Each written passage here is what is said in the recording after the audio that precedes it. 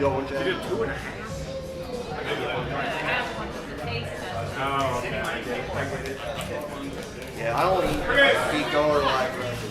Dude, I feel like you got your podcast is so like, I love the way you break it down. Because, like, it's one of those things where, like, I've done Have you heard like 1 through 5? So, the one I listened to is the one you did live, and I'm listening like mine after you guys recorded it. It was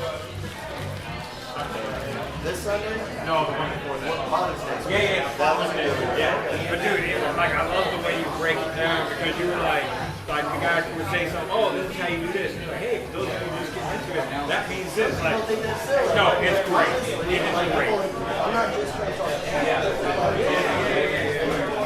Well, the thing is, the people who are actually going to listen to your shit are the people who are wanting to learn. And the way you break it down is like, hey, like really. I really think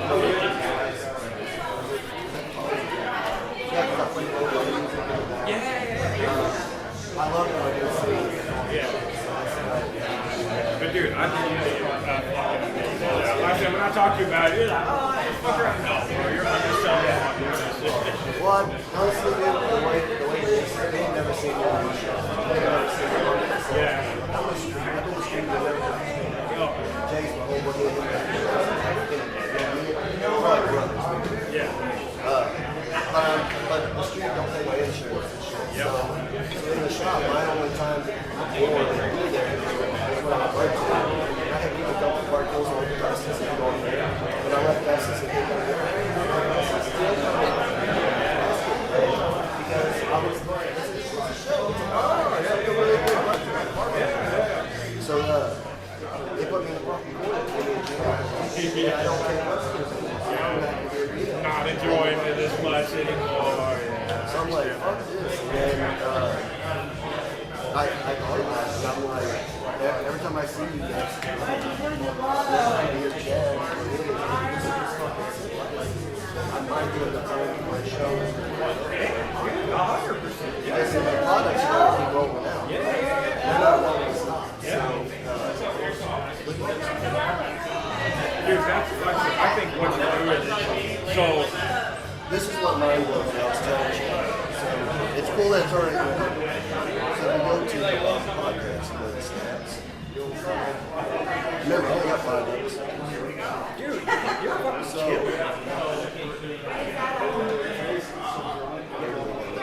That's awesome. Here's the countries where you want to do this. Like Southern Australia. This is the one they're using. Then you get down to 970 listeners, 960, 940. I just found it. Dude, that's good because most podcast sites do not have decent analytics. My 3rd episode of 2000 right now. So I'm doing something. Yeah.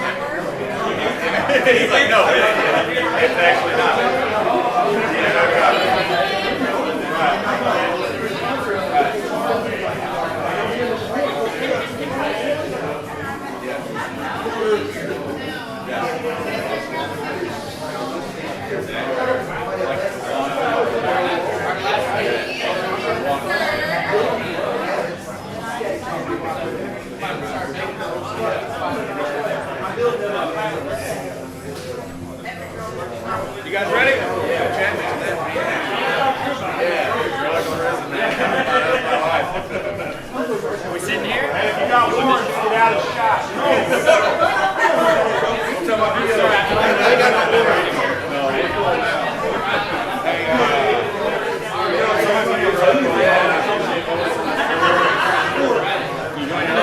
I don't even know what you're doing. Are you guys talking? Oh, what's up?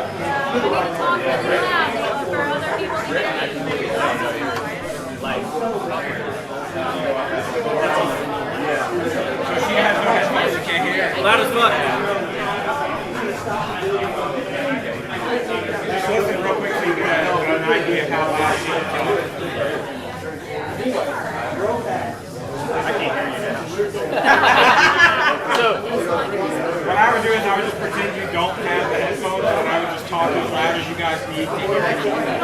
Hold your microphone. I'll put them on so I can hear you now that you know where you're I was going to say also, if you, right, there's a switch on there. Yeah, that sounds good. If you hold your mics a little ways away, it'll be better. Like this? Like you'll be able to talk louder if you hold them further away and then you'll be able to hear each other better. Because I think she's going to have a hard time hearing you. Oh, yeah. This reminds me of the MTV days. Oh, yeah. Frank knows. Is there something on my shirt? Like, do I gotta worry? Oh, that's really sweet. Oh, I've got both ears now. I always take those off. Yeah. Well, I don't know if I can hear. It's you. So he told me to have to turn them all the way up for them to hear on the thing. Oh, you guys are live now. Oh, are we?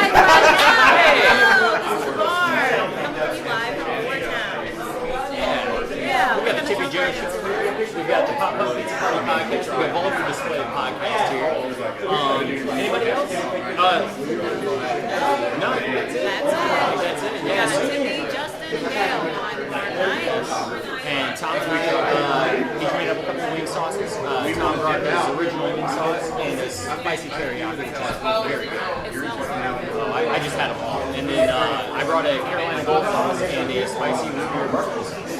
Yeah. This is picking up audio. Yeah, they were all the sauces. They were all perfect. So yeah, come and try the wings and vote on which Can we change our audio in? best. Which Tip your bartender, that's why we're here. Come down to get a cold one after this hot day. Some of you might have been cutting your grass or working. It's a good nightcap to come down here. And if you guys have a sweet tooth, we have a couple dozen cupcakes from Sugar Shack. Some cookie monster cupcakes. So make a donation and you can have a cupcake. Now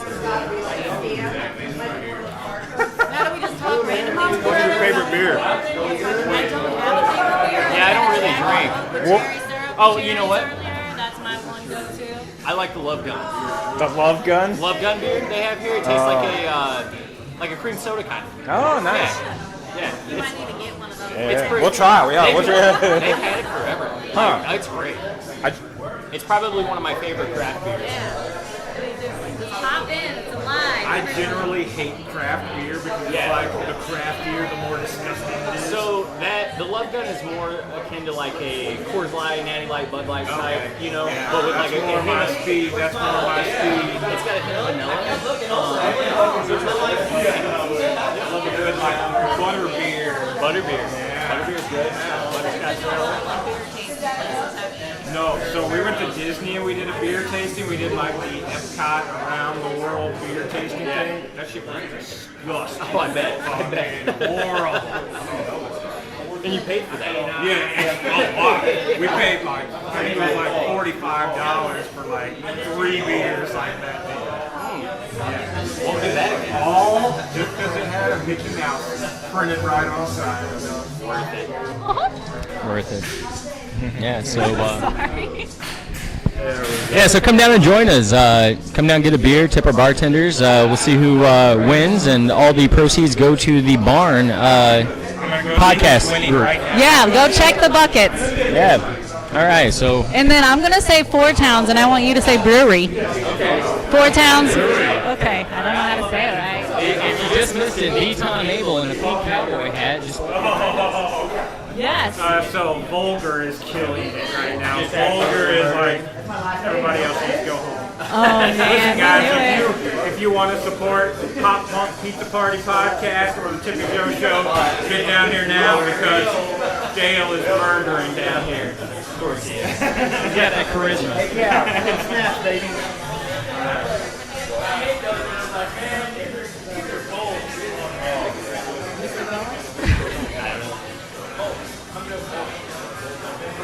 I'm getting paid. Oh, like we should like. Oh, I know what it is. What's up? It's that same problem you guys have. No audio? We just did all that for nothing. No audio?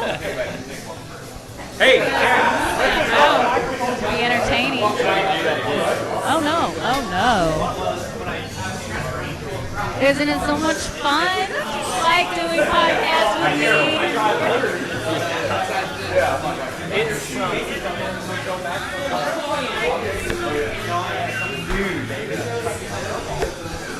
Creep it in.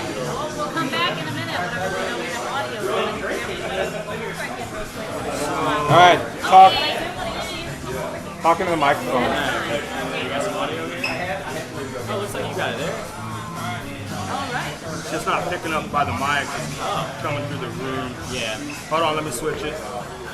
Microphone, webcam. Here we go. All right. Can't you have the camera where we can see it, the screen, so we know what we're at? See? Okay. That's the shot. Yeah, that's the shot. You don't have to be. You're like in my bubble now. All right. Chris has a very tight bubble, and I like to push it. Wow. I don't condone any of these. All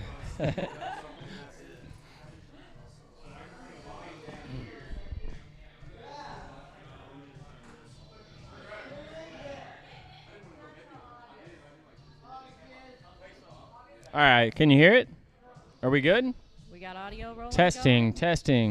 Hello. Balls. You seem pretty stressed. You're not reacting. There we go. Now we have audio. Hopefully all of you right. out there can hear us now. We are at Four Towns in Park Hills, Missouri, and we have a bartender competition going on with The Barn. I'm Joe from the Tippy Joe Show on the Barn Network. And I'm Chris from the Pop Punk Pizza Party Podcast. Why don't you tell them everything we got going down here tonight, Chris? So we've got Dale from Vulgar Display of Podcasts, we've got Justin from the Pop Punk Pizza Party Podcast, and we've got Tiffany from the Tippy Joe Show, all bartending against each other for tips to see who can get the most tips tonight. And all proceeds go to the barn. And we've got some wings. So Tom, Abel, and I each made some wing sauces. I'm not going to say whose is who. Oh, yeah. Don't Yeah, I made that mistake earlier. But yeah, come down and have some wings and vote on what you think is the best wing sauce. I think they'll know the one. It says the Lunch Lady wing sauce, so that might be Tom's. That's a good way. But yeah, so we're doing that, and then also we have some cupcakes from Grandma's Sugar Shack. We've got a couple dozen of those that are they're for donation. So come make a donation or a tip and get yourself a cupcake if you got a sweet tooth. Awesome. Yeah. Good time. All right. We need to. Is it still live? I think we're good now, right? Let me step outside and listen to this. Stay on, Teener. Yeah, there you go. Am I still live? You're holding the whole thing down. Hello to everybody. We are at Four Towns Brewery in Park Hills, Missouri. We have bartender competition. This here boss man Chad run it. Some of you may know him as Moxie. Yes. The Mox. Hey. Don't need those because we're not even running through that. Yeah, so you orchestrated this whole event tonight? Kinda. Mox, I'm sorry. Four Town, so Brooke and Corey Manor, the owners of Four Town Brew, asked if we would be interested in this. And I said, of course. I love this place. I love downtown Park Hills. But downtown Park Hills has been so supportive and I think instrumental in the barn, really. Yeah. From the underground to, obviously, Tippy's shop is here, but, the Holseys and my cousin Jason owns the Ashler. It feels like this is our second home outside of our studios that we're in. And happy as can be. Having a good time, having beers and it's good to get out with all of us together, too. Yes. We don't all get together enough. Man, we don't, and that's my fault, but that's going to change. It's not just your fault. We all have to show whenever you summon us to come. And I think that's part of it. We stay so busy doing what we do, all of us. It's hard to get all of us together at one time. But we're going to try to be better at that. This is really the first of many events that I see coming that we're going to be a part of. We're actually getting ready to announce a PodCon right across the street at the Ashler Complex in October, where if you're listening to this and you're watching this and you have a podcast, you're interested in podcasting, you would want to start a podcast, we are going to be able to give a lot of information to you and give you a place that you can come and maybe learn, maybe network, because even we have some other podcasters here in the house tonight. So be on the lookout for that event announcement, and should be soon, though. That is exciting. I've heard a little bit about it, so that's great. It's going to be a lot of fun. And all of our podcasts are going to be a part of it. We're going to have tables set up. You can come and talk, to the Tippy Joe Show if you want, or Vulgar Display Podcast, or the Pop Punk Pizza Party Podcast, the Parkland Podcast, which is our new podcast. Yes, very exciting. Have you got Parkland Podcast? Have you got a chance to listen? Yes, I did. I listened to a little bit of them the day before yesterday. So if you're from this area, you probably know those guys or have heard those guys, right? Yeah. It's Mark Toady and Jason Lowry. They were radio guys for years and years and years. They bring a wealth of experience behind the mic in journalism in general. Yeah. And I love that their focus is, we do a lot of local stuff. Our community is important to us, especially you guys. You have local artists on, local businesses on. But there's this, more news-centric and covering the election that's coming up. So I love that we're able to give back to the community where there's not as much of that anymore, with some places shutting down or letting people go or whatever. And that's another conversation for another time. But I love that we're able to provide that to the community. For sure. Super exciting. We got to interview some cool people. Well, yeah, we did. A lot of Who was cool your favorite? fucking people. My favorite personally that I got to interview? Yeah. And it's going to have to be Travis Stevers. I'm sorry, it's Travis Stevers. Yeah. And how cool was that dude? Very fucking cool. So when I brought up the guitars and he's like, "You want to see it?" And I'm like, "Yes, I do want to see it." Yeah. So a lot of those interviews typically go through a publicist or a management company. His was directly him.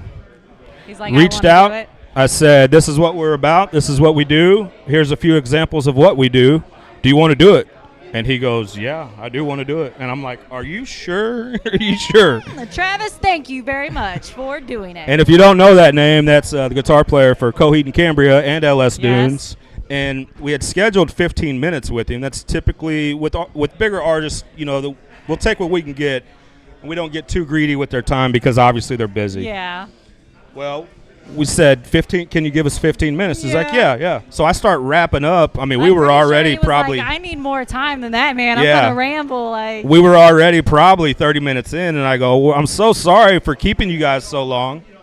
And he's like, "What?" He's like, "I scheduled an hour to talk to you guys." I'm like, "Are you sure?" That was really, really cool. But he was so cool. Probably one of my favorites too. And I love when you get to talk to some of your heroes, and they're just as cool as you want them to be. Yes. It's a rarity for some people. Another one we talked to was Jay. Yes. From Jay and Silent Bob. Oh, yeah. He was cool as can be, too, right? Yeah. I like to also point out he's a fellow podcaster. He is. Seems like everybody has a podcast now, right? He probably had one long before I was, so I don't really know. Definitely more popular, I'd say. But he want to try to pull our bartenders one by one. He was great too. Yeah. Do you? Be a distraction. Nope. Do you want to stay on? I'll go get one. Or do you want Kyle to come in? Kyle's gonna go grab us a tender. And my family just showed up. Yeah. I wasn't even expecting them. She's like, hey. Here, I'll do this. Hey. You gonna sit down with me, Dale? I say Chad. You say Winch. Dale. Winch. What up? What up, Dale? How's it going tonight? Great. How are you doing? Oh, it's good to see you. Good to see you too. I hear your bucket is very full. I'm trying, yeah. I'm like trying to sway my friends. Like I told Miss Tippy, I was like, "He's your competition, and he gonna whoop your ass." Yes, good. Keep telling her that. Even if we don't win, even if I don't win, we got to keep telling her that. Yeah. I told my friends, I'm like, if you come throw money at me, I'll buy drinks later. So maybe it'll come full circle. It's rigged. Call it. Hey, a win's a win. I don't care how you look at it. A win for one of us is really a win for all of us. Yeah, and that's how I feel because we're doing it for Chad for the barn. So yeah, and mainly I want to talk shit on Tippy for like a year. So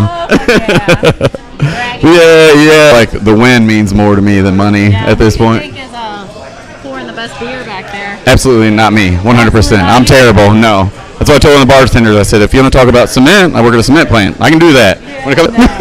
So I'd say Tippy and Justin, he can actually make some real drinks. I didn't know he bartended, so. Yeah, he did for a little bit. He made a good margarita that I tried earlier, too. So. Apparently he can mix but not pour beer for sure. Yeah, I can't either. My poor cousin Steve, I was pouring him one, and he's like, dude, set it down, quit. He had to fix it for me. I'm like, dude, I'm sorry. It's my first day. Don't fire me. Yeah. I'm just here for Chad. Good. Did you take the time to come in and practice? I did not practice at all. Yeah, they said be here at 7. I live right across the street, so at like 6, how to pour the best beer. So 20 minutes of preparation. Nice. Winging it, yeah. So it is what it is. It's fun, though. I'm going to be completely honest with you. I saw the beer pours. I think you did more research than anyone. Yeah, hey, hear it, Justin? Tippy? You hear it? You heard it. You can take your mixed drinks and shove them, but the beer, this guy. I've had a lot of practice of drinking them for a long time, so I figure I should be good at pouring them. Pour them, maybe. Yeah. Unless you're just popping it open or cracking it Yeah, that's what I prefer. When they ask for a can, I'm like, shit, I can do that. Mig Ultra. That easy. Yeah, but when they want something that I'm like never poured it, I would get kind of nervous. All right, I'm going to let you get back to the bar. Yeah, why? That's my day off. They got me working on my day off. You hear this, Chad? You hear this? You got me clock in on my day off. I can't get drunk, but I love you. All right, come down here and see Dale. Yeah, come on down. Grab another one for me. Thank you so much. I don't care. They're both working. I'll be Okay. here in a minute. All right, we'll sit down. I'll get in here with Dale's you. like, well, I'm just going to stay then. Yeah, you want to stay? Yeah. Yeah, it's live. I didn't know if you were recording or what. Continuously running. Kyle, you The can others get are tap actually out. working. The others are actually working. You want to tap in on it? Kyle, they're not. Don't church them up, bud. Right now, this is the one time I saw that they actually. So they're not actually making drinks. He's probably pouring his own. Taking away. Yeah, he's probably making his own. He's making his own drink, is what he's doing. I think what the idea here is they're such shitty pours, but you're still charging the same. Oh, I know. So the business is making out like fucking. Absolutely. That's why I keep. That's gonna make people want to come. So maybe. No, they're great. They're great. Great pours. Perfect. YouTube taught us the ropes. So you guys YouTube are taught us. missing out if you're not down here. There's nothing actually better than inexperienced bartenders behind a bar. Yeah, you can make fun of us. That's what you're getting. Not Yes. on a night you want to come down here and get a good beer. No, you can do that any day. You can come get a shitty one tonight. Well, and apparently Justin's whole thing is the Hawk tour or whatever. Yeah, Super yeah, he's hot, got a- So he's in the back room doing whatever he's doing back Yeah, there. he ain't making drinks. He ain't making no I drinks. think it's only $7 also, so whatever you're into, get on. Oh my God, $7 blowjobs. Come on down. Four Towns Brewery. Crazy. Yeah, good times though. Good times. Keep talking. You wanted to sit here. Well, I mean, I just didn't want to work. This is me just hiding from work. We was gonna get Justin. Yeah, they're actually working. Grab anybody you want. I don't. Pick a cart. It's good practice for me. and Devo, I'm live. get Devin on. Hello, beautiful. How are you doing? You're going live, We're sir. on live. This is the one and only Devin Gunn, everybody. We got Artsy Fartsy back here. If you don't know, How we doing, y'all? Look it up. She's amazing. Yes, thank you. Smoked a Bahala in house. Going good. How we doing, sir? Good to see you. Pleasure. How you doing? I'm very good. How about yourself? I'm all right. What are you doing tonight? I'm here with my boys. Grew up Yeah? with them. I love these guys. You know what I mean? They're my boys. I love seeing people doing the right things. You know, trying to Trying to do support things. them. Yeah, their absolutely. dreams? Okay, really close. My bad. I mean, I had cook on to Janet and Nellie today, but my boys come first. You Yeah, know. well, that's nice of you. We appreciate it. Thank you. Yeah. I appreciate y'all. And this is my buddy Corey's spot, so I love him. Corey's one of my really good friends. Grew up with him. Yeah. Yeah. Is that all you want to say? Well, yeah. Look, I won't stop unless you stop me. So I'm gonna. You go ahead. I don't talk Ask whatever you want. You have any questions for me? No, I don't. Okay, so here we go. My sister and her family for the second year have got me the Riverport. It's now the Lawney Pass, okay? Yeah. It was the Lawn Pass before. The greatest thing I've ever gotten. So last year, really bad back injury. I couldn't get anybody to go to concerts with me. They'd back out, so I wouldn't go on a free show and just feel horrible, right? So I went to Tyler Childers with my sister, had the greatest time of life, and then I just started going by myself. So now I'm a solo runner. You know, people want to meet me there. We're good to go. But I ain't relying on you to keep me company when I want to look, you know what I mean. That way, somewhere. hey, look, that way, if I get too crazy for you, you can just move over a little bit and pretend you don't know me. You know. If you rely on going places with people, then you might miss out on a lot. So it's better to Exactly. go, Hey, look, do Noah what you Khan wanna said the do. exact thing. He Yes. made himself go out in Nashville, and I said, yeah, that's me, baby. Because he said, all right, look at the person you're with. And I said, but I'm all alone, baby. And Well, you're got a with little laugh. yourself. That means you can do whatever you want to do. I talk to people I normally wouldn't. I do things I normally wouldn't. I try to have a good time.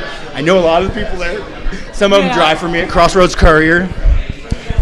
I'm just loving my life, actually. Well, good. I'm very happy you're loving your life. Thank you. Everyone should love their life. I also love my life. I love that. Yeah. So I hit 7 years in recovery. Yeah. Good for you. Yes. So I love it.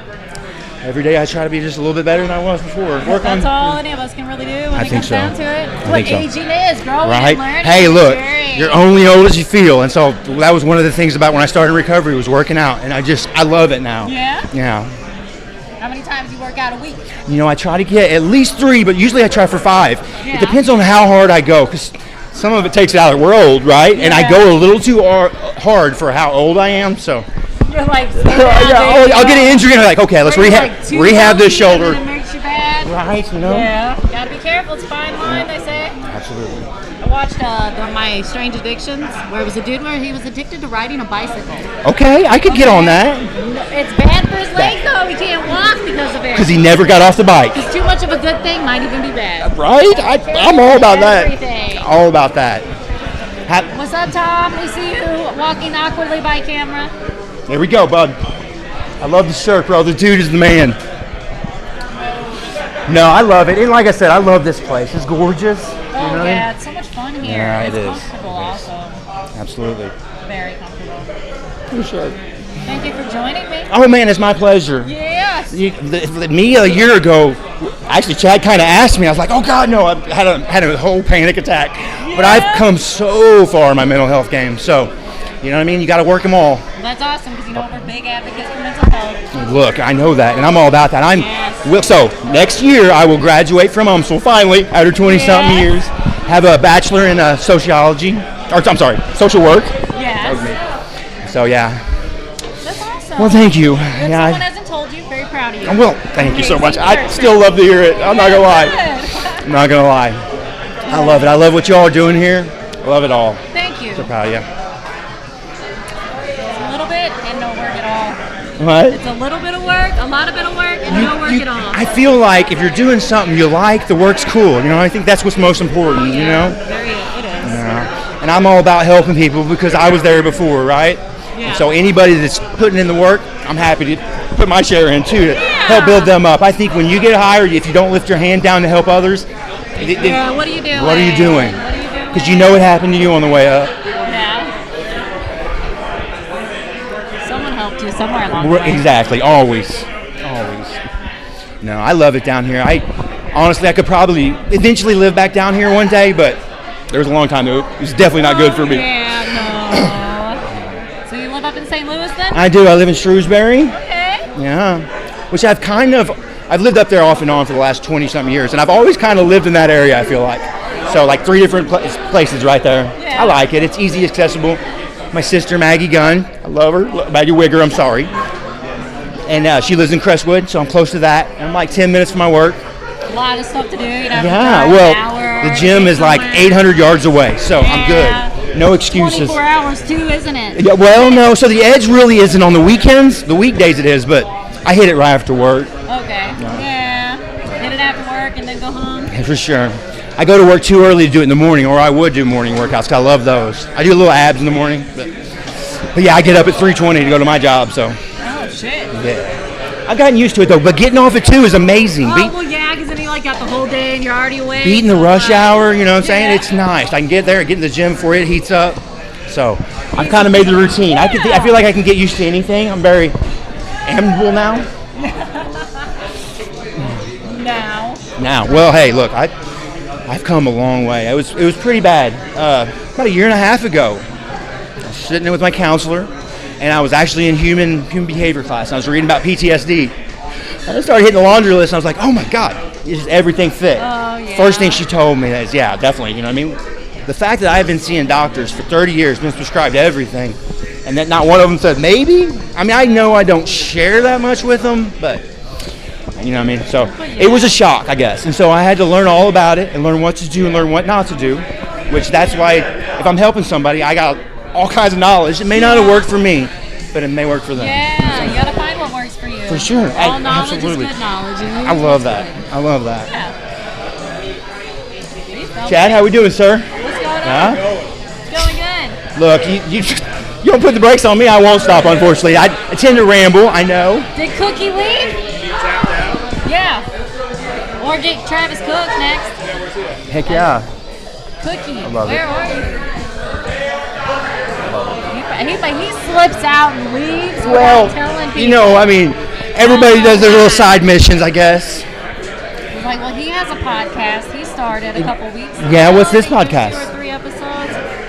You're gonna kill me, Cook, but I don't remember the name. You're about to find out. Soon to be told. Unless he disappears. You think for a day? Like he does. He bounces out the whole day, like just gone Yeah, he's sometimes. like gone. I know the type, trust me. No, I love. There he is. Hey, brother. Give me the mic, sir. I think I talked. I ain't never did anything. Didn't. Well, not anymore. Okay, okay. Thank you so much.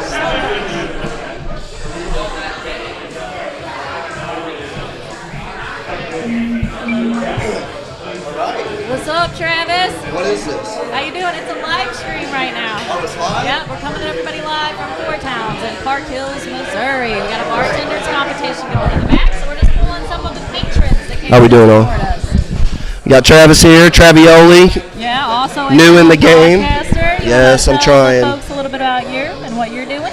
So I will tell. I started a podcast because of the Barn and the Tippy Joe show. I'm not gonna lie. Got me motivated. Got me a new hobby that I haven't done in a minute. All I'm really good about is cannabis. So cannabis knowledge is one of my favorite things to talk about. Whether you're Cheech and Chong or you're a medical patient, it's just fun. You just got to tell me what you're looking for. In my podcast, I talk about cannabis knowledge, terpenes, interview people, talk about their lifestyles on cannabis, and their experiences, basically. Yeah, and I hear you are very, very fucking knowledgeable. You know your stuff. My words might not be on point, but you know, some say soda, some say pop. We all know what we're talking about. Yeah. I appreciate that. I do take pride in this. I love being told thank you. So when I have a patient come back and request me and just to tell me thank you, that's why I'm doing what I'm doing right now. It just proves that your work is not effortless. Right, yeah.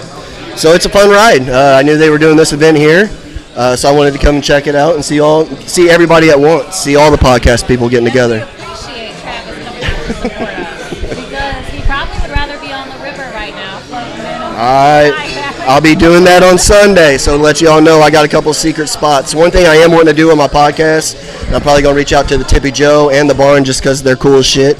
I would like for all of us to get together at my secret place out in Potosi. This is going to be a private lake. It's $5 day fee, but it's cannabis free or cannabis friendly. Cannabis, you know, I wouldn't be there if it was cannabis free. I was like, So going there. So no, I'm not going there if it's not free. So it costs $5. They got a huge dock. They got about 20 kayaks out there. So you don't even have to pay for your own kayak or bring your own kayak. They have them out there. If you come out there, I'll show you guys the most remarkablest place anybody's ever seen, and we'll do it with a blunt in hand. Fuck yeah. I would really, I'm not going to be bugging you so you know about when we going. I need to plan. When are we going? It's got to be a Sunday, Wednesday, or Thursday. I'm fine with any of those days. Sunday is my podcast, if you all are interested. It is on Podbean. I haven't stepped it up to another network yet, but Podbean's what I'm working with. If you download that app and search East of Elvins with no space, it's going to show a cool cartoon emoji like this. That's me. So it will be me. You click on that. I have 5 episodes right now. Every Sunday I go live. After I go live on Sunday, we go kayaking. So I'd like to get everybody, like maybe all your followers and maybe their followers, to get together and have a smoke out, whether it's weed or meat or just playing in the water. It's hot. Let's get out and hang out. Throwing around the ideas of getting a whole pig and smoking it. That I've never done that. I've always wanted to. I've seen it, but I've never done it. It's like, well, with enough of us, it can happen. Oh, it can definitely happen. And to let you know, if you were going to do that, out at the spot I'm talking about, they have a huge 12-foot barbecue grill. It doesn't have a pull down, but I don't know I don't know how that works. I'm a cook my last name's Cook, but that's because that's what God gave me. It ain't because of my trade. I was like looking up how do I dig a hole to smoke meat for 5 days and stuff like that. We get up there and have people roasting it. It's a thing, man. But yeah, it's going to be fun. Go to the grocery store. No, because I want to cook the whole In the pig. ground? Oh, yeah, they like smoke They- somehow. They dig a hole. They and, like, they do that. I don't think they're doing it like in their backyard in little towns. Yeah, you might get in trouble for that. There might be a special permit. You might have PETA on your doorsteps. I'm not gonna do that, okay? I'm not gonna do that. Any city ordinance people, I'm not gonna do that. But yeah, this is fun. I want to thank everybody for tuning in, checking it out. I take all feedback. I appreciate your time. I'm going to try to get it on another. I'm going to talk to Kyle and them and see how I can get it stepped maybe on another network. I don't know if I can break away from Podbean, but it's edit free. It's live. It's run what you brung. It fucks me sometimes, but it always works out. I balance it out. But I really thank you guys for letting me come on here and talk about it for real. Hell yeah, of course. All right. Are you done? You can just leave and every day you just put that down. We just mic drop out. Walk away. Well, I look forward to being on your guys' podcast, meeting and maybe tying in or something. You never know. Yep, so follow and like the Tippy Joe Show if you want more of Travis, and obviously go follow his podcast that he shouted All out. my socials are BudTender573. My gamer tag on Xbox is BudTender573.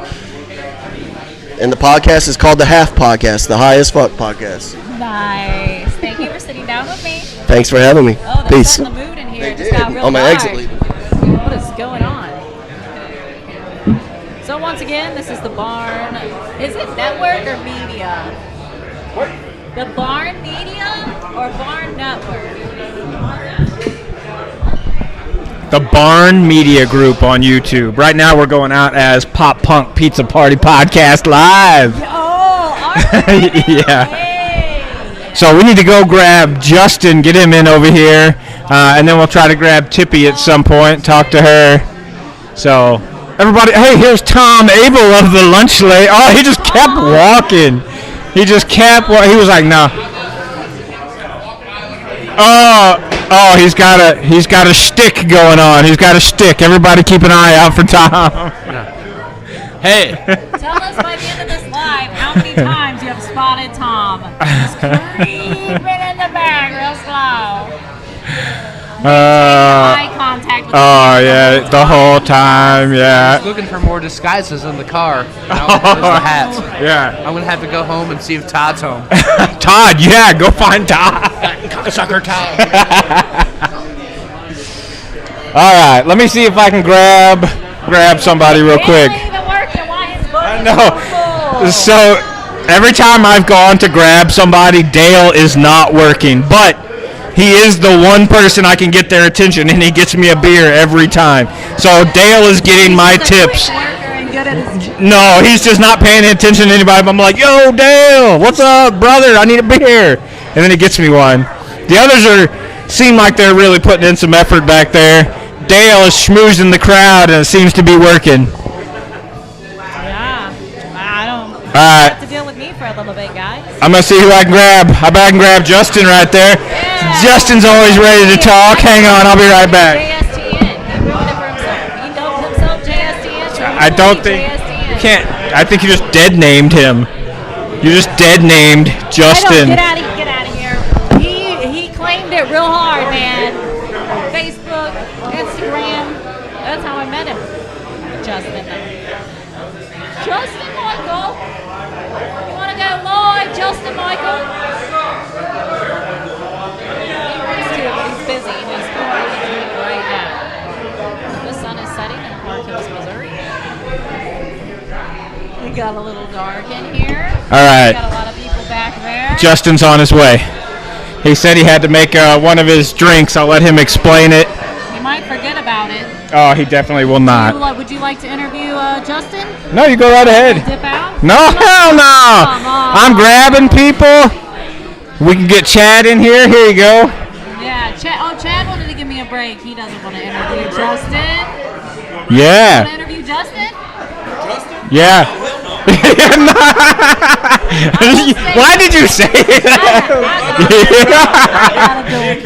Yeah. And then I'll come back. I'll just slip out. Yeah. look, from sticking to the chair. Kyle Wright. What's going on, brother? Yeah, let's bump mics here. Yeah, nice. That's what somebody does. Who does that? No audio guys. All the audio guys are like, what the fuck did you just do? I think Jeff Ross. Who did he tour with for a while? You know Jeff Ross? Yeah. The roast master. They would always bump mics. I forget who it was. Huh. You love stand-up comedy. I love stand. So who's your favorite stand-up comedian? Of all time? It's hard to say of all time. Right now. Or just a memorable one. Gosh. Can I have a second? Yeah. So I'm a big Mitch Hedberg fan. Yeah. Like, I love Mitch Hedberg. I think had he got his opportunity, like, that dude would have been one of the greats.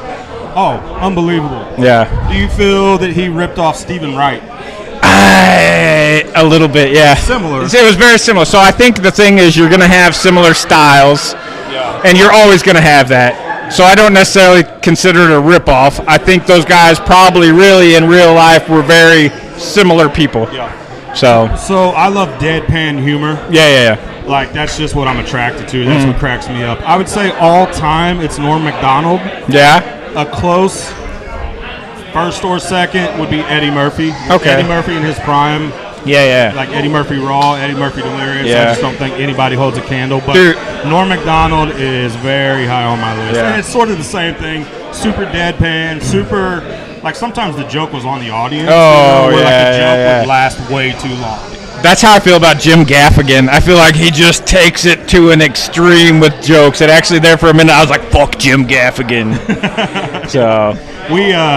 Me and a bunch of my buddies and all our wives went up to see Norm Macdonald at one point, and they know him from Saturday Night Live. Oh, yeah. Like Turd Ferguson. And I'm like, I don't know if you guys are going to actually like this. Yeah. Because there was one joke that I think lasted 10 minutes. Oh. Then the punchline finally comes, and you don't even know if it was the punchline. Yeah, they're like, what the fuck's happening here? Yeah. Like, he's awful, and I was rolling.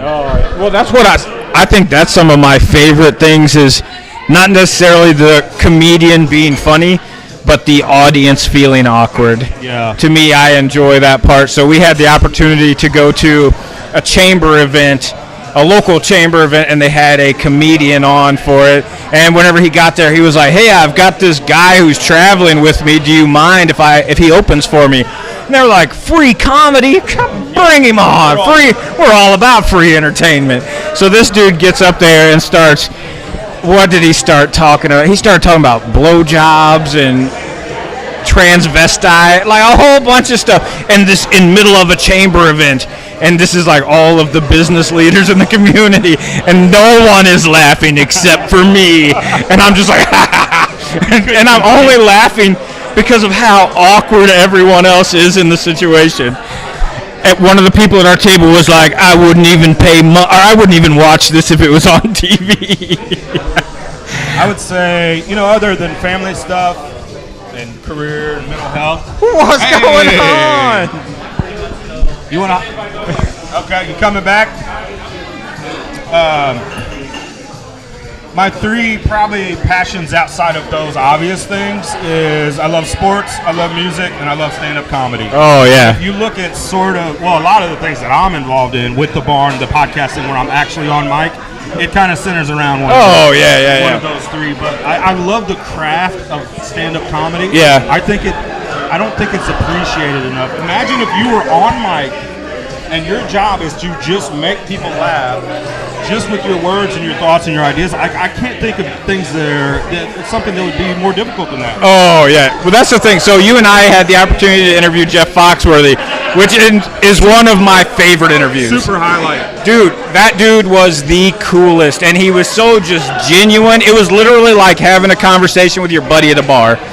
He made it so comfortable and so easy. Oh, and what I loved is whenever he called it, just said Jeff Foxworthy on the... Like, if you're Jeff Foxworthy, you don't even have to tell.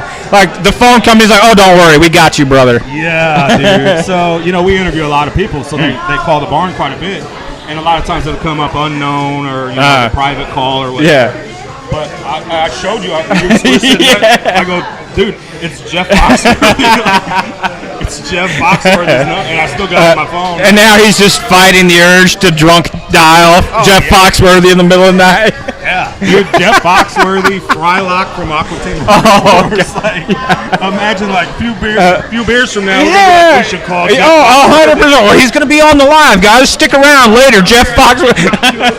Hey. Oh, here we go. I'm going to step out of here. From the Pop Punk Pizza Party Podcast. What's going on? Dude, you're working your butt off. I'm good. Those aren't connected to anything. Oh, thanks. I'm not going to be able to hear anything, but... dude, you're working your butt off back there. You're taking this serious. Hell yeah, I am. I take bartending very seriously. We're here at Four Towns Brew, the Battle of the Barn. The Barn. The Tippy Joe Show. The Pop Punk Pizza Party Podcast. Pop Punk Pizza Party Podcast. Thank you, Internet. That podcast would not exist without you. Not. I mean, maybe not in name. I think. Well, I mean, it honestly wouldn't exist without you. Well, you and Keith had the idea. I think originally took it to Keith, your buddy, who we did some things with Notes for Hope. Oh yeah. And you did a bunch of interviews for the Barn. You were working with Beyond FM at the time as well. Shout out Tony and Beyond FM. We did those interviews for Notes for Hope. Yeah. Yep.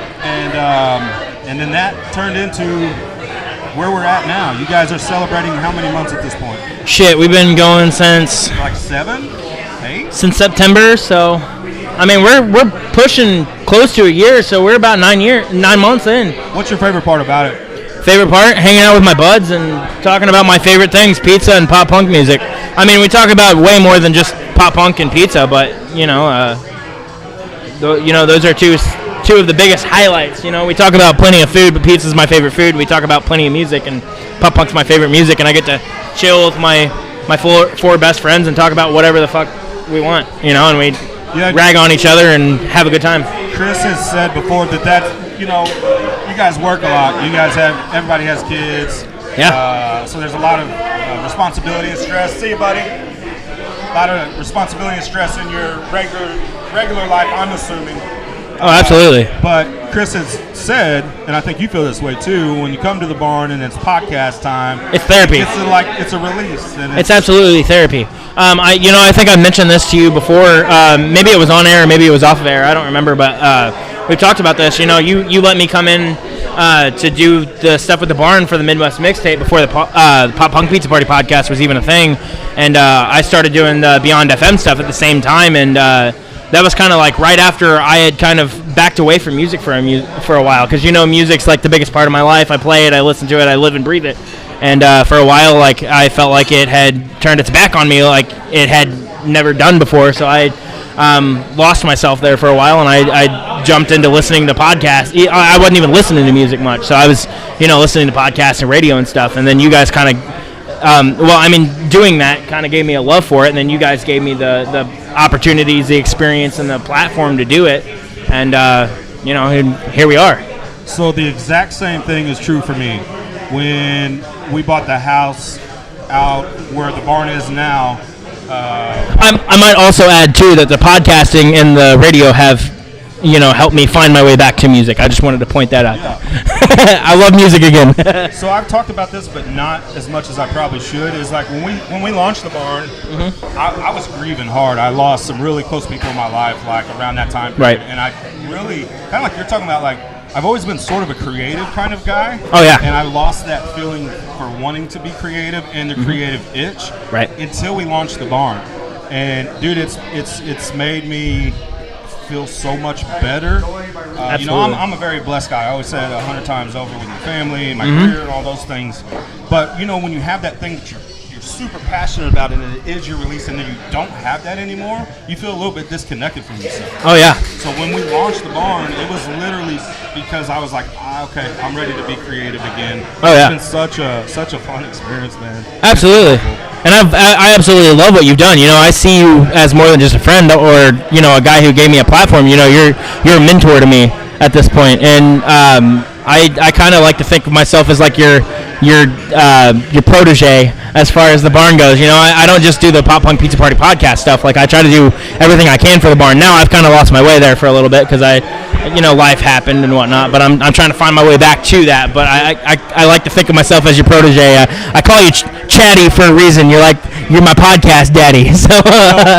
Well, our friendship, working relationship aside, our friendship started because I just loved your probably the work stuff too. I just loved your passion for it. It's like 100 miles an hour, what all we can do, and let's do it all. And that helps push me outside of my comfort zone because I spend so much time doing it, because I spend so much time doing it and put so much effort into it. Right. I can maybe tiptoe into things where I need pushed a little bit more. Yeah. Because I just want to fine tune everything, and we're still very. Well, and I think that goes along with our working relationship too, because you talk about this or that, and I'm just like, just do it, or and the same with me. Like you throw out suggestions and stuff all the time, and I take pretty much all of it. I think as is, and we do what we can with it. And talk about some of the guests you've had on the Pop Punk Pizza Party podcast. Let's do local. Some guests. Yeah. We definitely had national and local. Some of the locals we've of course had. Chris, of course, from the Fired Food Truck started. As our first guest, and then became our fourth host. So I definitely don't want to throw that out there, or I do want to throw that out there. Tom Abel, that's Chris's best friend, and sorry, Tom, but my second favorite food truck, of course, Fired is my first. But he's around here somewhere. Is Tom still here? Well, we've had Tom Abel on. We've had Jamie and Dale Luster on, and Jamie is the owner of the Number 9 coffee shop. We've had different people. They're good friends of ours. We've Great had coffee shop. Absolutely the best in the area, in my opinion. We've had Brandon Warren, who used to be at Artisan Tattoo. He kind of has his own. He does his own thing now. He owns Rising Tide Tattoo. Yes. And he's an artist outside of just doing tattoos and stuff. He's honestly one of my favorite artists ever. He made one of our merch shirts for Pop Punk AF, which is the company that Pop Punk Pizza Party Podcast operates under. So we've had different guests like that. We've had plenty of friends, and I think we've had Bill Edberg, who is a good buddy of ours. I'm surprised he's not here. I'm really surprised he's not here. This seems like his kind of deal. Oh yeah, he's a big bourbon guy and a big cigar guy, and that's why me and him get along, because bourbon's my favorite alcohol, and I appreciate mixed drinks. And that drink right there ain't no joke. You tried that one? Well, Takedown. I tried the one earlier. It was delicious. It's the same one, but I think I perfected it a little bit more. Isn't it so good? So that is the Haktue. That is my signature created drink. Which I did say, I don't know if you should name a drink after spit. Yeah, but the whole point of it is so pleasurable. Okay, so think about this. So it's pleasurable, right? That whole idea of the Haktue thing brought the internet together. Okay. And on top of that, at the same time, it also brings on the joke of this thing just makes you want to spit on that thing. Brought to you by. We're here live at the Four Towns Brew. This is the Battle of the Barn. Battle of the Barn. A lot of fun, isn't it? Who's that? Man, it feels like our own private party, doesn't it? You want to hop on? Feels like Tina. No, I'm good. She can jump on. I'll jump back on the bar. I love the bar. JSTN too. Like, I want to go vowelless again. You want to go what? Without vowels. Oh man, but Facebook won't let me do that. I gotta go Justin Michael Williams. TNA. JSTN without vowels. You want to go Vowless J again? Without I. Well, that's what I said. I said this is JSTN, and Kyle said I old named him. It's Justin Michael Williams now, man. I like professionally. JSTN. I was very prominent with telling people. Oh wait, are you replacing me or Chad? I don't know what's going on here. Are you replacing me or Chad? Both of you. You want to go get tippy, or you can talk to Oh yeah, I'll go get. We can talk for a minute. I don't care. It's been a while. How you been? Okay, I'm all right. How you? Good. How's things been going with the Tippy Joe show? Good. Hell yeah. I thought you were gonna ask me about my personal life. I'm like, shut the fuck Well, I don't know what's been going on with your personal life, but it ain't my business. If you was gonna tell me, you would have told me. So. Going with the Tippy Joe show, really good. I hope you know. Well, fuck. Do you want me to ask about your personal life? Jesus. It's fucking fantastic, man. We're doing a great. You know, we got Todd back, and you know, I will admit, for a little bit, we had to find our groove again because you know we had a good groove going with him when he was on in the beginning, and then he disappeared for a while, and we had to re-find our groove, and then he came back, and we had to re-find our groove again, and I think we're finally there as of. Now you guys go live every Wednesday, right? We do. We started. That was kind of the idea from the beginning, and maybe we're not completely ready for that yet, but we're there anyway. You know, we were doing video and then audio, or video and audio, and then we kind of had to just step into audio for a while when Todd left because he was our video guy. Because none of us knew about video, and then we jumped into the live stuff, and it's gotten a little bit better. Podcast, that's the purpose. Yeah. So. Video's nice, but you're also there to listen to what the hell we got to say. Right. I'll go ahead and go get Tippy for you. All right. All right. It's good catching up with you. Good catching up with you. All right. Adios. Amigos. All right, so if you're just joining us, we're at Four Towns in Parkins, Missouri, and we are with the Beat Media Network. I'm never going to get it right, Chad. He knows I'm never going to get it right. We are here having a bartenders competition between the Pop Punk Pizza Party podcast, Vulgar Display, and the Tippy Joe Show. So we got Justin with Pop Punk Pizza Party podcast. We got Tippy with the Tippy Joe Show. Teener. You call me Teener too? Teener. Who calls you Teener? Brett? Oh, really? Oh, I wasn't trying to get up on Brett's girl. Teener. So how's the night going? You happy? It's a lot of fun. It is a lot of fun. I'm so glad we finally got to do this. Got to get together. Oh, we already talked about that. Yeah, we have. We've been so busy. People might be tuning in, so that's why I keep Yeah. mentioning we are at Four Towns in Parkins, Missouri at a bartender competition going until 11. Yeah, whenever. I you, was like, well, they close at 11. I'm like, 11 sounds good. if there's still people here. I love this place, though. The vibe. I love the light. You know, I love the low lighting.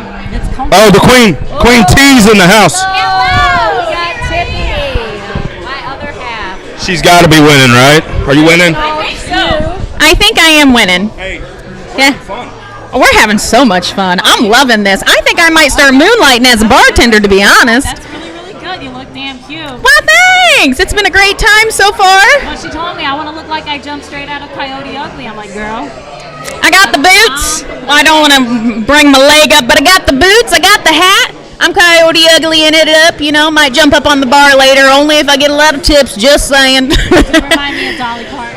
I do. Well, whorehouse in Texas. Costs a lot of money to look this cheap, okay? It does. Why does it cost so much to look cheap? The fine things in life. That's right. That's right. So how's it going back there? It's going good, you know. This is my first and last day, but I feel like I'm doing great. Exactly. Who do you think's pouring the best beer? Me, obviously. Yeah? Yeah. I believe you 100%. I've poured beer before. I've never bartended, so I'm not I have not made drinks before, mixed drinks, but I work the beer cart whenever we do the festivals downtown in Park Hills, you know, so I've got a little bit of experience beer pouring. Yeah, I was like, I witnessed Justin early, and then Dale said he did so. Hey, at least he's honest, you know.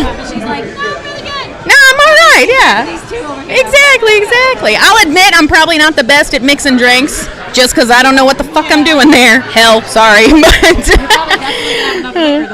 Oh, yeah, I think so. I'd probably have a little more liquor than it should, you know. My Mississippi's a real long Mississippi. Are you supposed to say it or spell it? You're supposed to say it, but they say, do it quick. Say Miss, not Mississippi. I didn't know that.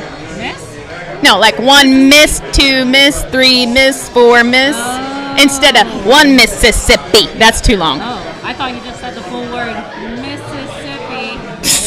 You probably could. Yeah, you probably That's what you could. were saying, but I got it. Now, I haven't counted in Mississippi's in a long time. Yeah, me either. This was That was a childhood. this was a real throwback. Yeah. Mississippi. Nice. I've been behind this camera on live for a while now. Have you? I was like, for a second, I thought this is really weird. I feel like Tiffany's the one that should be doing this part. for You're sure. no, Like, you're the face today. Okay, not bartender to save my life. Let me tell you. I think you could probably knock it out of the park if you tried, to be honest. I would talk more. I'd be that one to get that one beer for somebody. Hi, honey, how you doing? And I'd be sitting there for a half hour talking to Frank because Frank's got stories to tell and I got ears to listen. That's a good way to make tips, though, so that's all right. you right on. conversating to make some tips over there? Obviously. I've been working the crowd, been making my rounds, talking to the people, making sure they know who I am, what we're doing, all that good stuff. Did you peek in the bucket? I have peeked in the bucket, and we're killing it, by the way. I think we're all killing it. I think we're all killing it. It's really nice. Except for Dale. Fuck Dale. I only say that. Listen. He's the superstar of the night. That's why he says it. No, I was doing a live earlier, and I was being really nice. I was like, come out, support all of us, bring your cash, throw it in whoever's bucket, just support all the barn. And then Dale walks by, and he's like, don't listen to Tippy, she's lying. And I was like, you know what, guys? Fuck Dale, actually. I was like, I was being nice, but now you done started some shit. So, but... Friendly competition's always fun. It is fun. I love the banter. I love the little back and forth, yes. What do I use besides Shit talking? Yeah. Bantering. banter? We're good at it. They're good at it. A little bit of jab here and there. Yeah, I love it. They're good at it. And you all do seem to be having a lot of fun back there. We definitely are. Definitely having a good time. You still got time to get down here to Fort Towns if you want to help. Oh, is this live? Media Network. Yeah, baby. This is live. I didn't know. Listen, I've been working hard for those tips. I did not know this was live. I just said I've been sitting here live on the. Noise. I just did a live too on the page, on my page. So yeah, that's cool. Then they can see all the stuff behind the bar, here, everything. Love that for us. Good times. Yeah. All right, I'm gonna take these drinks. Yes, I am. Yep. I'll see you later. Bye. Coming in, and you still got time. Fort Towns Brewery, Park Hills, Missouri. Come on, support. We got all the bartenders.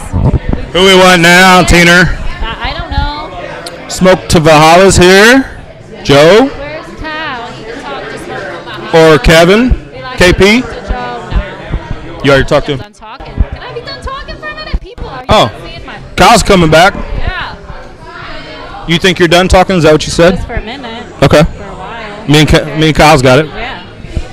I think the people probably heard my squeaky little horse mouth. No. What you been talking about, Tina? Who all have you talked to?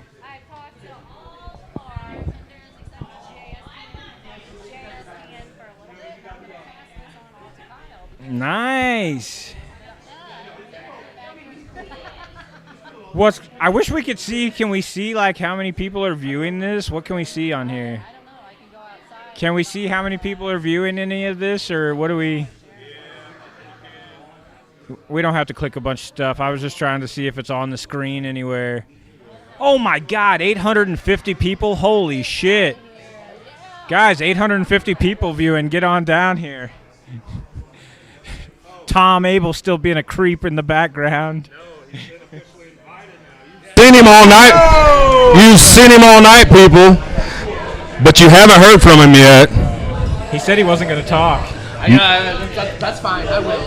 Okay. My favorite buffalo chicken sandwich, no offense to Casey's Cooking or anybody else, because Casey's got some of my other favorite food, but my favorite buffalo chicken sandwich, the Lunch Lady. No, go ahead. No, you jump in here. You jump in here. Yeah.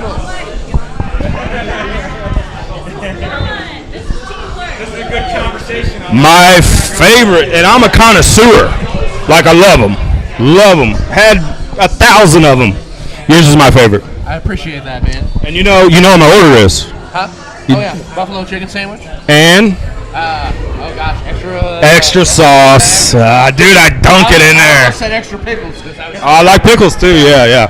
I guess my wife came and I don't know if she told you the order was for me, or if you recognize her or something. She's like, Tom knew you wanted extra sauce. Yep. I was like, yeah, that's right, I do. I only don't remember it now because I've had 4 beers.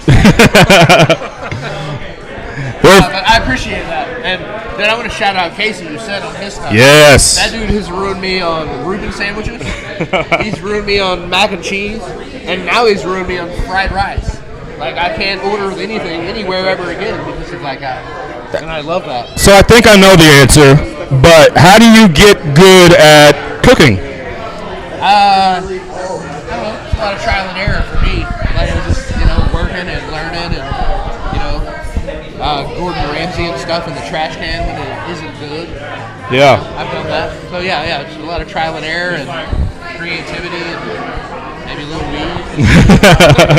You have a true passion for it, though, don't you? Huh? You have a true passion for it, don't you? Yeah, no, I really do. I love cooking. Like, it's my love language. Like, and I say that all the time. Like, if I bring you food, I go, that's the way that I say it. And I love it. Yeah, it's a love language. I like doing it, man. It really is. It's cool. We kind of talked about this off air in a personal conversation. Hopefully, you don't mind me bringing it up. But we talked about how both we both are, I think, in the same boat. Is that we love what we do. Yeah. And dude, I do not know of other than kids and grandkids and family, I don't know of a greater joy in life that you can have than loving what you do. When I go to work, it does not feel like work. I love it. And sometimes that can maybe get the best of me, especially when, part of my work is obviously the barn, so I put a lot of time into it, and I'm sure you do too, prepping the meals and cooking and delivering all that, and giving it to the community and to your customers. So it's hard to balance. Tell me if you agree. It's hard to balance that life, but I do feel so lucky that I love going to work. Absolutely. Well, and you do a lot of stuff. You have a lot of extracurriculars. That's the same. Right. I don't know what I do without it. Like the chamber board and being on all these committees involved with that. Like I don't know what I do without it. I love it. It's chaotic, but I love the community. It's fun, man. I feel like there's a and I think this area that we're in right now is a big part of it. But the revitalization of community, community feels really good right now and really strong right now. Yeah. Well, and I think we're just starting to. I feel. It feels cool. I feel like I'm at the very beginning of something awesome. It's starting at something very awesome. It's happening. And we're at the very base of it. One of the things I love about you. Nate? Whatever. You son of a bitch. Nate Barron in the house. We're gonna get him on mic here in a bit. Man, I love that dude. I miss that guy. I did too. Every time I see him, I feel like I haven't seen him in 2 months. I saw him 3 days ago. One of the things I love about you that we talk again, hopefully you don't mind me bringing this up, is you fell back in love with music, or at the very least, like, no. Where are you going? To work. To actual work. Yeah. I love you. You should have came over earlier. I know. All right. I know. That's what I did. I'm sorry. I'm here now. Oh, look good seeing you, buddy. Always good to see you. Yeah, I know. I'll take this back. I figured. Bye, guys. You bet. See you, buddy. See you, buddy. Nate Barron, everybody. Nate Barron. 3 seconds. You started playing drums again. Yeah. This was a love from before. I played. I got my first set when I was 13. Played till I was about 19, and pretty well didn't play for like 25 years. And some friends of mine were like, "Hey, we're jamming out on Sundays. We're coming to be the drummer." I'm like, "Man, I haven't played in a long time. I might be able to come out and keep a beat." Yeah. And then 4 months later, we're playing as a band called Real Noise. Yeah. So no real aspirations of being a rock star. Those are gone, right? We're too old for that to make it now. Star, but we're gonna play. We're gonna get some stuff together and play some shows locally. So that's awesome. And to me, that's the true passion, the true love. Is like I have no other ulterior motives than I just like doing this. This is just fun. Yeah. It's literally just doing it for fun, man. It's great. I get asked sometimes because we do so much of the podcast stuff. Is like, you want to be Joe Rogan? Like, no, I want to be Chad. Right, I just want to hang out with my buddies and do some fun stuff and do some cool stuff, and we're able to. Yeah, man. And tonight's super cool too. Yep. Thanks for being a part of it. No. Thank you for having me, man. Like I'm like for not having anything out there. I feel like I'm part of the Barn family, and I've appreciated that from the very beginning. Yeah. So you brought up some stuff about personal conversations. Uh-oh. Do you mind if I do? Sure. Okay. All right. So. Hi. Good. I saw you out there, at Head Start, and doing what you do for those kids. And I love it out there. And I appreciate seeing you out there, hanging out with those kids and being a good inspiration of those kids' lives. It's a big deal. Have a great night, guys. See ya. It's a big deal to me, and what you do in the community is amazing, man. I appreciate that very much. We randomly ran into each other. We did. It was pretty cool. So I'm out there serving lunch for some kiddos while you're out there helping kiddos. Yeah. So that stuff's it's actually a big driving force in the barn. Mental health is another passion of mine, and advocating for that, and especially I love working with kids. And we talked about this. They keep me youthful. Yep, absolutely. It keeps me youthful. It keeps me energized, and I think when we're talking about, and I do a lot of behavior stuff, so kids might make a bad choice and they get in trouble, and then everybody wonders why they do that. And sometimes there's a reason, sometimes there's not. But I do think early intervention and those kinds of things to try to address some maybe underlying issues, I think is so important, especially at a young age, before you get to an adult, and then you're trying to sort of work backwards. If we can address them earlier. And now you got me on my soapbox here. Like everybody has teamed out. That's all right. It's important. It's good stuff. That's why, for me, when BetterHelp.com signed on to be the premier sponsor of the barn, I got teary-eyed. I love you, Chad. Thank you, buddy. I love you, Justin. And your internet! Because mental health is so important to me, and I love across all of our podcasts, it always comes up. It's always talked about in the right way, I think, and it's advocacy for mental health. You made an appearance on Struggle Street with Kyle. Yes, sir. And I'm sure that was a conversation that wasn't easy, especially on camera, and then giving it out to the world, your story. Not easy, but what I told you was people need to see that. They need to see that vulnerability, especially men need to see that it's okay to have feelings as guys, because we can get all big and tough sometimes and say, hey, I got all my problems figured out. I have no problems whatsoever, and that's a recipe for disaster. It absolutely is. And it's mostly horseshit. Yeah. Going on, man. Yeah. In my eyes. I think everybody does. So. Not the specifics of that, but can you talk about going on Struggle Street with Kyle? Yeah, actually, it's funny because in that I was talking about, my daughter that, that died, that was stillborn, and that's talked about how between Father's Day and the day that she died, that's I'm right in the middle of that. Yeah. But it was neat. It was good going on sharing that. Everybody does struggle. But it was cool going on to share that, and most of the reaction that I got from that was, from other guys and other men that are my age, around my age, our age. Yeah. Going, man, I really needed to hear that. Yeah. That was really cool. A bunch of people reached out going, hey, I want to get in on that. I want to do it. So even better, because there's more, open it up to more people that want to go out and talk about it. So. And Kyle stays plenty busy, so I don't think he releases as much as he would maybe like to, but I do know we even had a conversation yesterday. He's got some big plans for it, and I love that. We talk about mental health being a passion, especially men's mental health, because I know what it feels like. I know what that experience is. The barn was birthed out of me going through a grieving process of losing very close people in my life, and I didn't feel creative anymore. I used to be in bands too, and love music, and used it as a way to cope with some of my feelings. And when I was going through the grief process, I didn't feel creative at all. And it really felt like, it sounds cliche, but it felt like a part of me died when I lost my buddies. And the barn sort of re-energized me with some of that things, and I'm very fortunate and lucky to have that in my life. And especially nights like this, reaffirm it for me, dude, it's not perfect, it's not great, sometimes it sucks, but you're doing something, Yep, well, no, that's absolutely. It's just taken. I know a lot of people like that. There's, I brought Tiffany in, on Shaylee's Angels. It's a friend of mine out in Potosi. Dan Bryant, who lost his son. Yeah. But they take their struggles and they turn it into something that they can do, and it's amazing. It's really cool to see. Yeah.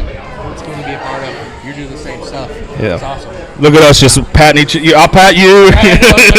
Look at us, Jay. It's a giant ass kiss session. I love it. This is what you thought you were bringing me in for when you called me from out. It just happened. I thought. Oh, that's good.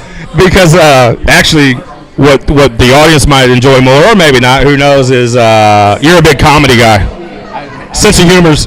Yeah, sometimes. Since you're okay being the butt end of the joke. Absolutely. I mean, yeah, look at me. Well, part of the flyer, I was like, hey, can you send me? I don't know if I worded it this way, but a professional headshot of you that I could put on the flyer, and you did one where you were like. No, Chris sent that shit. That son of a bitch. No, that's fine. And I was like, I definitely was all aboard. So that same picture, right? So like Deloge Walmart had their little thing. They put up pictures of their pets, where they have jars out and they wanted people to vote on Yeah. the cutest pet. So Janice, who's over there, that's in charge of the Children's Miracle Network stuff, I said, hey, I'm going to send you a picture. I go, you put this picture up there and put a number on it and put a jar out, and I sent her that same picture. That's and hilarious. It was up there for only like a day and a half before somebody got mad and put it down because it's a picture of this guy. But it made like $30 before they took it down, so that was cool. Doesn't that guy have a name? Well, not that guy. No, there's a guy. There's this dude running around. He's got a mullet and a hat. His name's Todd. It looks like you, right? Well, yeah, he's probably better looking. But yeah, Todd.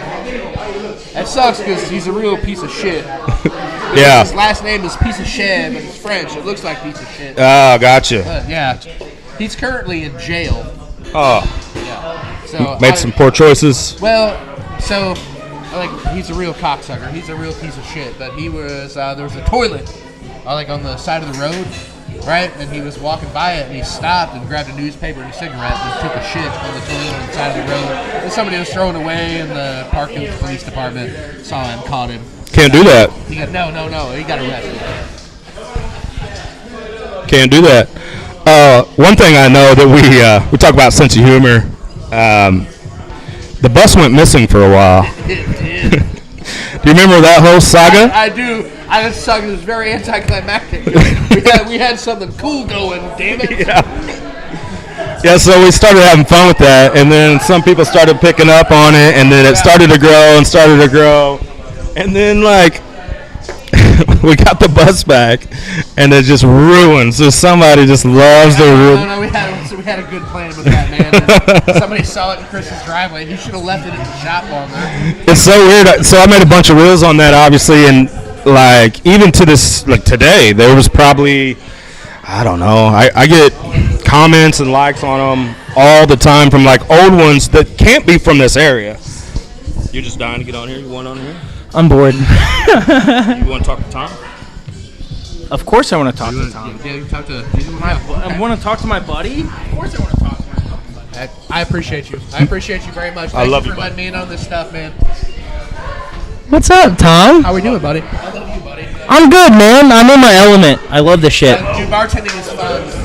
One of these times we're gonna figure something out where we have something where I can get back there because I need to pour beer. Yeah, do it, dude. We need to get you on the podcast again. Hey, look, my plan tonight was coming in and having each one of you pour me a beer. Yeah. Whoever poured the best beer, was gonna get my tips. Yeah. And I'd like to say that all three of you poured equally shitty. hey, I've mastered it by the end of the night. You want me to try now? You want to try it now? Huh? You want to try it now? No, I went to a I was going to say, I've mastered it by this point. You could fuck that can up. Fair enough.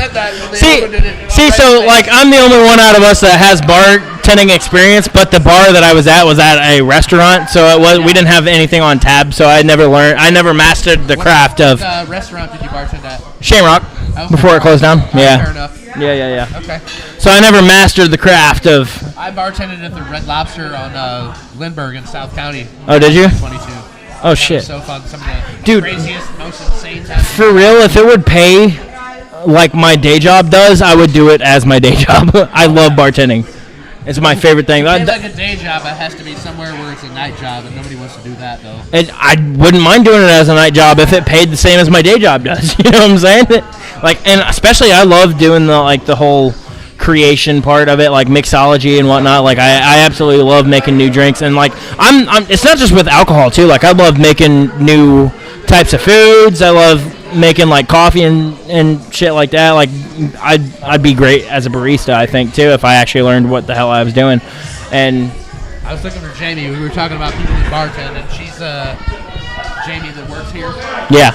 Jamie Mitchell. She's one of the better bartenders I've ever seen in my life. Oh yeah, and she can just take something and be like, "Ooh, I'm gonna make something with this." While we're talking about that, let's just plug the fact that we've already talked about Four Towns brewery multiple times because we're here, we're doing it. Let's just talk about the fact that I come in here and my favorite drink is an old fashioned, right?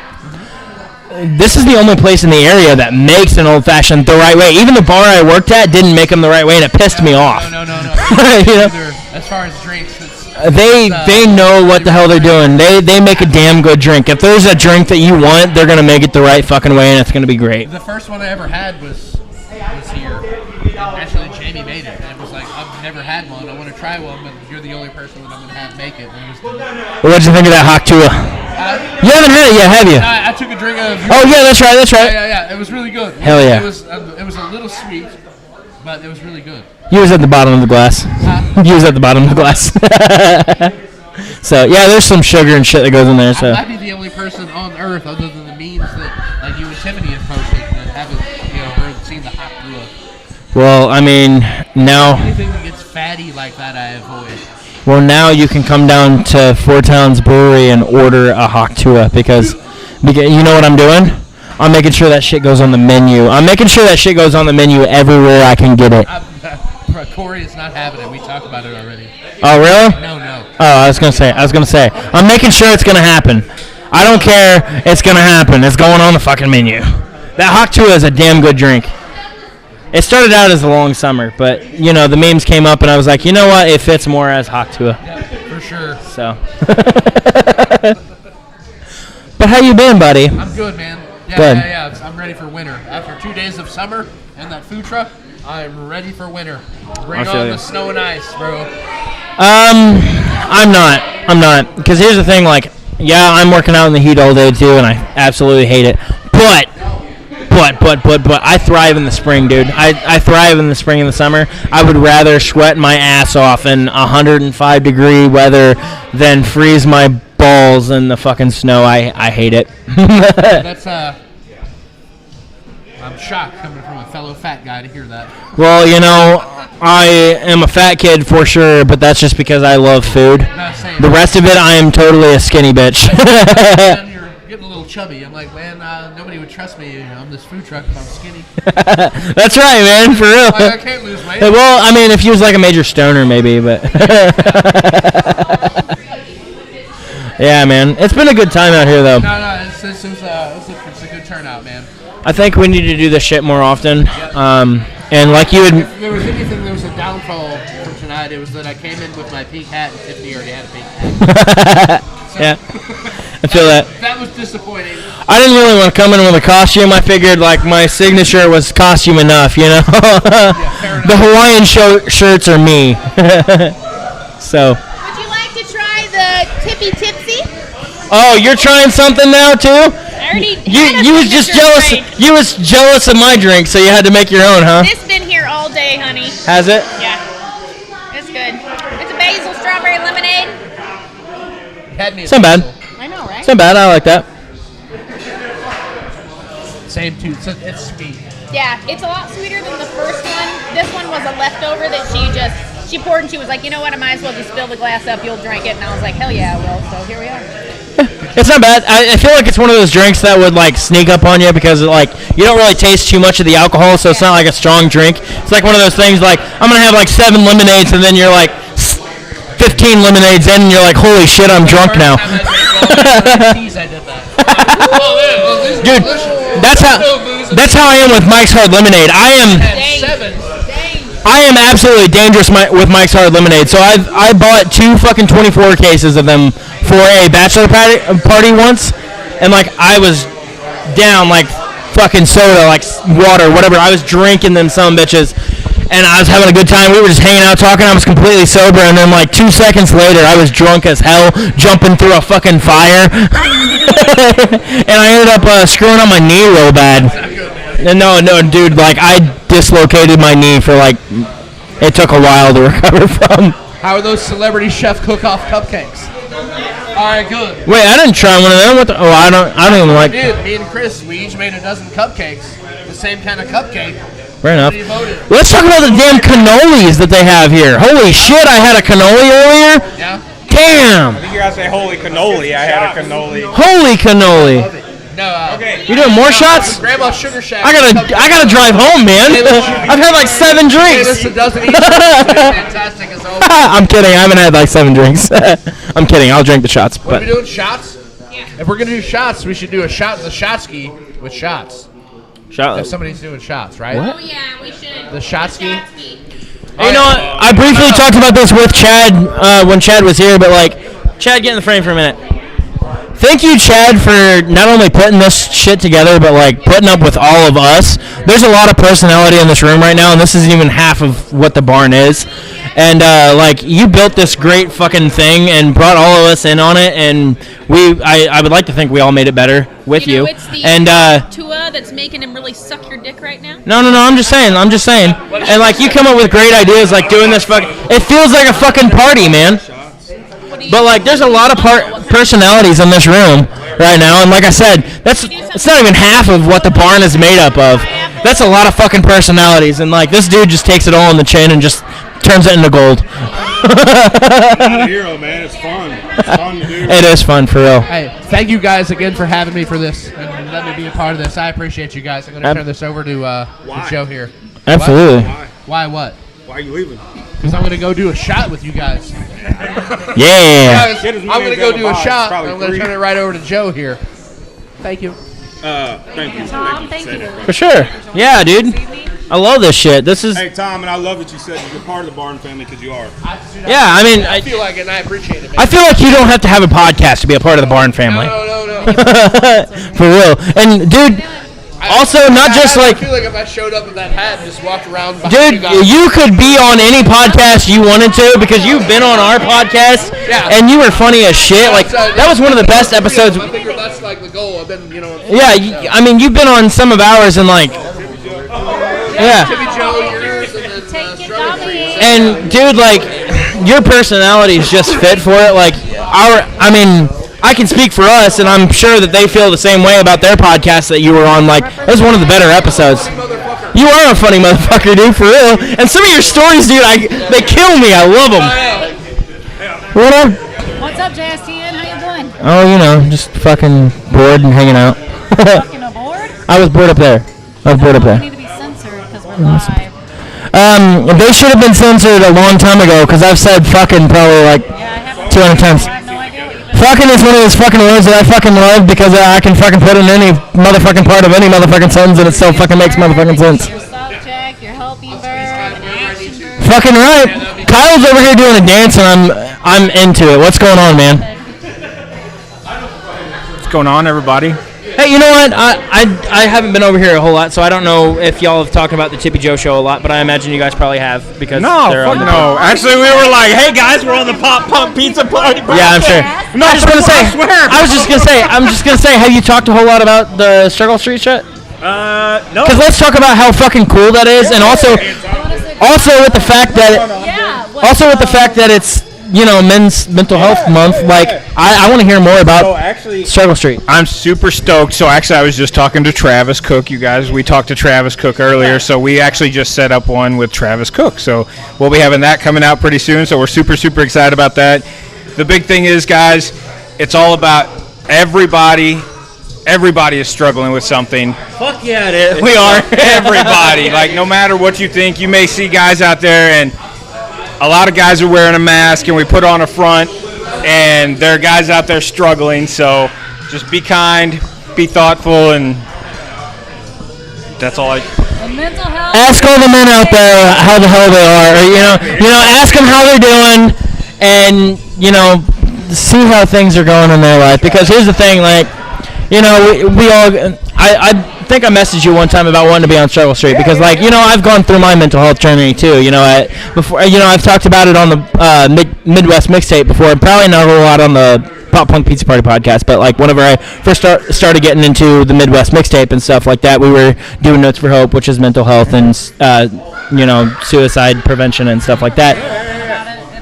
Yeah, and absolutely, because I was a 16-year-old kid that was going through absolute fucking hell, and I wanted to kill myself, and I attempted it, and I failed, and I'm glad I did. I'm glad that I failed. That is not attempt. Everybody though, did anybody know you were going through? I did at the time. Yeah, I hid everything I was going through. It's hard because you feel like you have to be strong. Yeah. And I think that was probably I don't want to say a good thing, but it was a good thing for me for the fact that it turned me around. It made me think about, I need to do something different with my life. I was in a freaking psych ward at 16 years old, scared to shitless, and I had nothing else to think about. I was surrounded by these kids that, were had a lot harder life than I did, and I was like, I don't fucking belong here. Like, so I went through this tough time and shit like that, and a lot of people wouldn't realize it now, but I still struggle with depression, but a lot of people don't realize it because, like, I'm such I'd like to think a lot more positive guy, and I think a lot of people are like that. They're still going through their struggles and shit. And forget about mental health for a minute. We're gonna get drunk.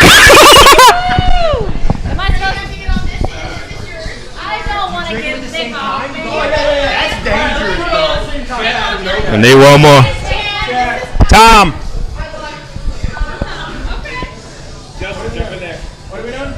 Make sure you're on camera here. Hang on. Yeah, make sure you're on. Oh, we're doing it now. Hold on. This is a team effort. Hold on. Has everybody done this? No. Hey, Tina, you're doing it wrong. It's a team effort. Tina, you messed it up. Tina, you messed it up, dear. Okay. Here we go. Cheers! Spit on that thing. One thing straight, I would have been wearing that. I would have been wearing that if I took that shot. What the fuck? Mine was fruity and very delicious. It was probably mostly juice. Spit on that thing. You send no messenger? Hey, Tippy! Spit in mine. I'm kinky. Just spit all over. Chad, I got you. No. He's gonna go make his drink special. All right, and we've turned to. No, let me have that mic. Hey, I do want to say something real quick about Struggle Street. Yes. 1 second. Yeah.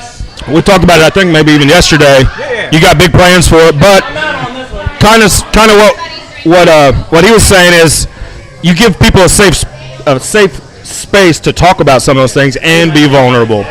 And the men's mental health side of things, again, every time I've been on mic, it seems like mental health has come up, which is often the case anyway. But giving them that safe place to talk about some of their struggles, I think, is important. Tom mentioned that earlier too, and I'm excited for the future of Struggle Street. I can't imagine Jelly Roll being. We got to get Jelly Roll. That's the goal. Get Jelly Roll. Yeah.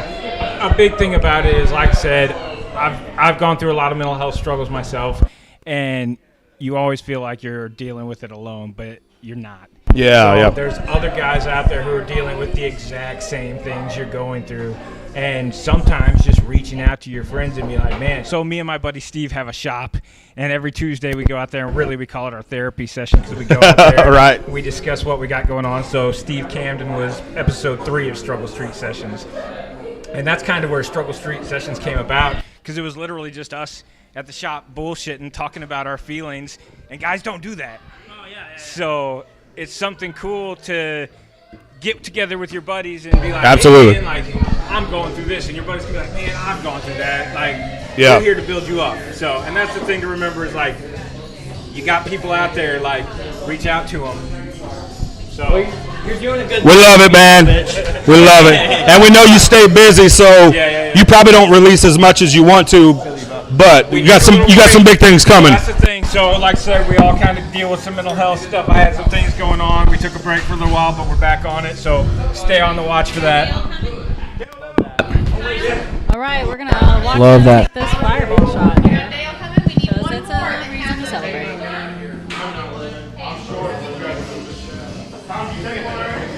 Yes, I did. We need one more. We need one more. You were shorter way home, buddy. You just take it, Tom. Tom, yours got. You didn't get No. to complete the Tom. Mike lives a block away. We'll take you home. All right, we got got Chad. We got Tom over here. We got Ryan. We are just waiting on Dale. Oh, it's chaos. It is chaos here tonight. Okay, now I need a little bit of instruction here. All right, here we go. Dale in the middle. Are we all in the shot? Are we all in the shot? Yes. Okay, ready? Ready? 1, 2, 3, turn! Woo! That's the shot! Yeah! What is he so good? So that was a good one. That's how you're supposed to do it.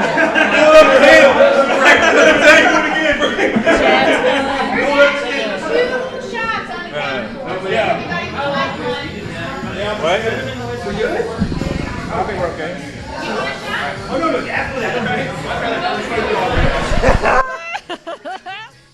Can me and my friend Devin hop on? Fuck yeah, here you go. I think I'll sign out for the night. Devo!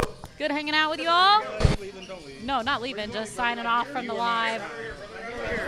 We're having fun. Fuck yeah. Thank you. Thank you.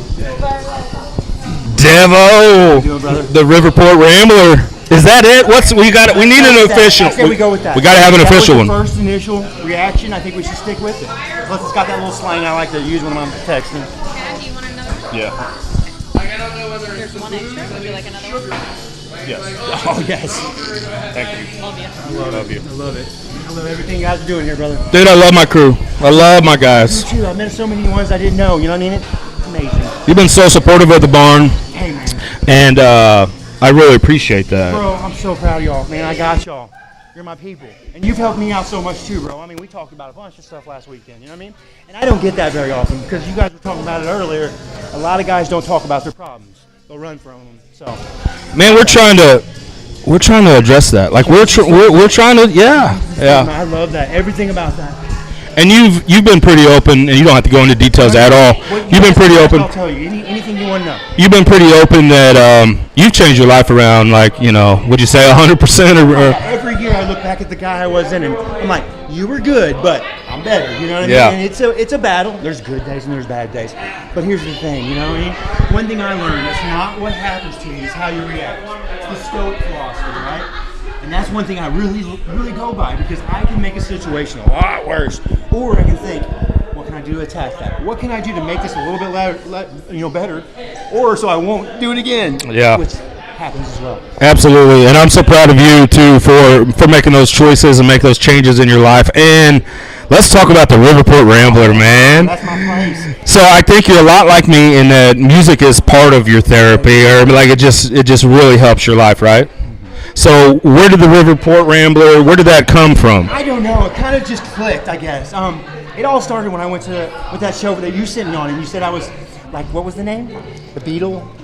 You said I. Oh, okay. So even before that, like, didn't your sister and your brother-in-law got you? No, we'll go back to this. Yeah. So I've had the lawn pass by Maggie Wigger and the Clo Clan, which I absolutely adore.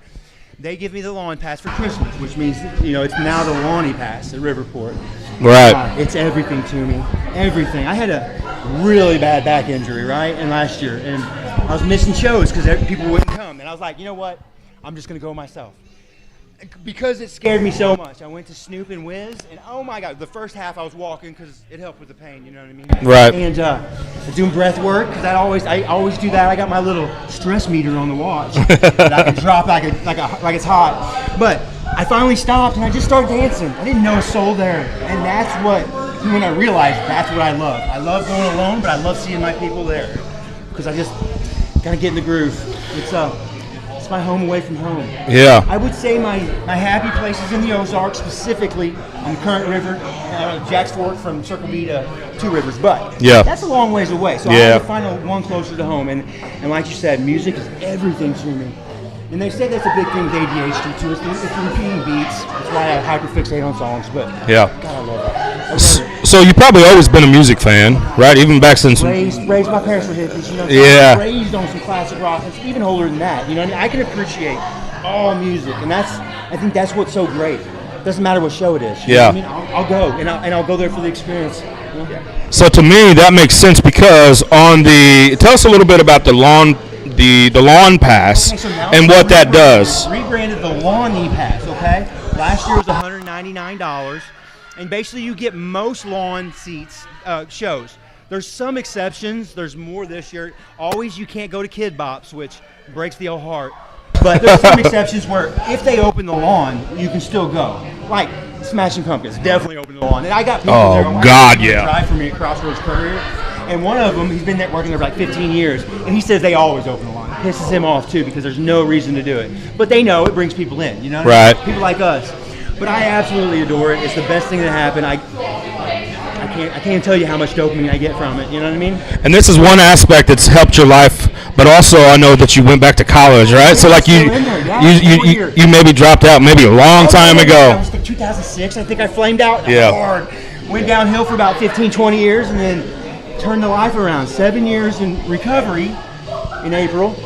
5 years completely sober, but I have my med card. You know what I'm saying? I'll be honest with everything and about everything. Yeah. But here's the thing. I work on myself every day, and that's part of my recovery. Once I figured out, once I experienced that you can make those changes, you can teach no dog new tricks. Yep. All the time. And so that's what I go for. I set up small goals. Sometimes I may not get to them, but I go down knowing I gave it my all. And maybe it wasn't the time, and I'll pick up and go from there. You know what I mean? Or maybe it wasn't, but no matter what, I'm always learning, I'm always growing. What is it about social work? I love helping people. Like, I can't tell you how much I love just giving anybody any guidance. Because then, when they succeed, their successes become my successes, right? So everything they're doing, I know I was a part of that transformation. I wasn't maybe the catalyst. You know what I mean? Sometimes you have to hit mini bottoms. Sometimes you don't even have bottoms. But sometimes you need a life change. And I think that's what the problem with it is. Recovery doesn't really have to be just drugs and alcohol. It's a life recovery. We all got things, you know? Men's mental health has been brought up actually a lot here tonight. And I love that. I freaking love that. Sorry. Oh, you're fine. You're fine.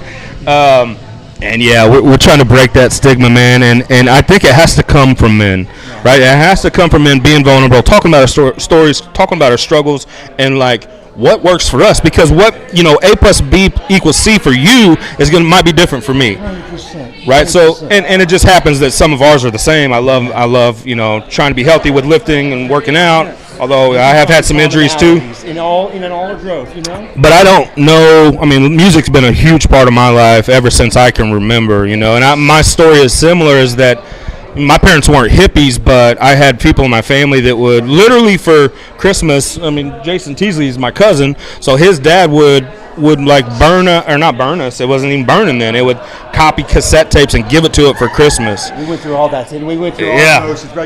For Casey. You know what I mean? But we lived that life. But I always talk about that's where my true love for music started, and it has never.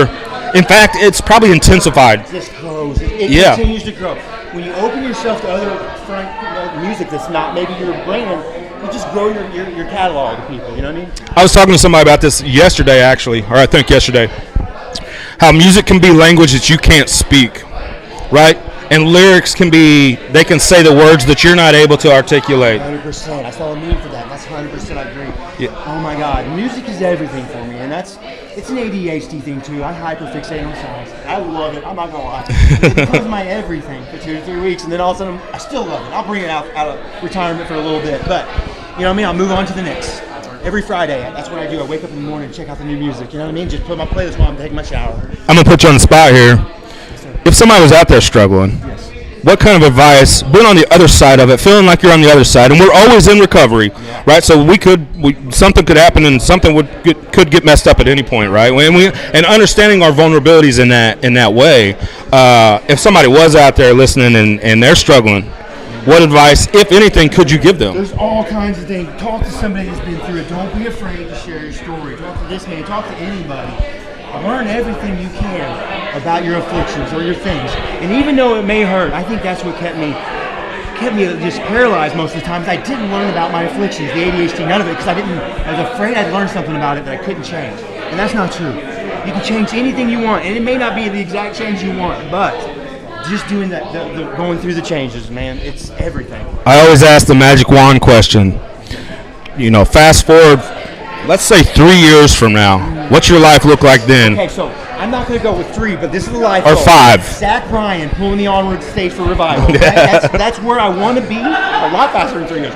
No, I think living the same life I am. Really, I love to have the connection with people, with the singers and the bands. Like they're just people like us. You know what I mean? And they love the support.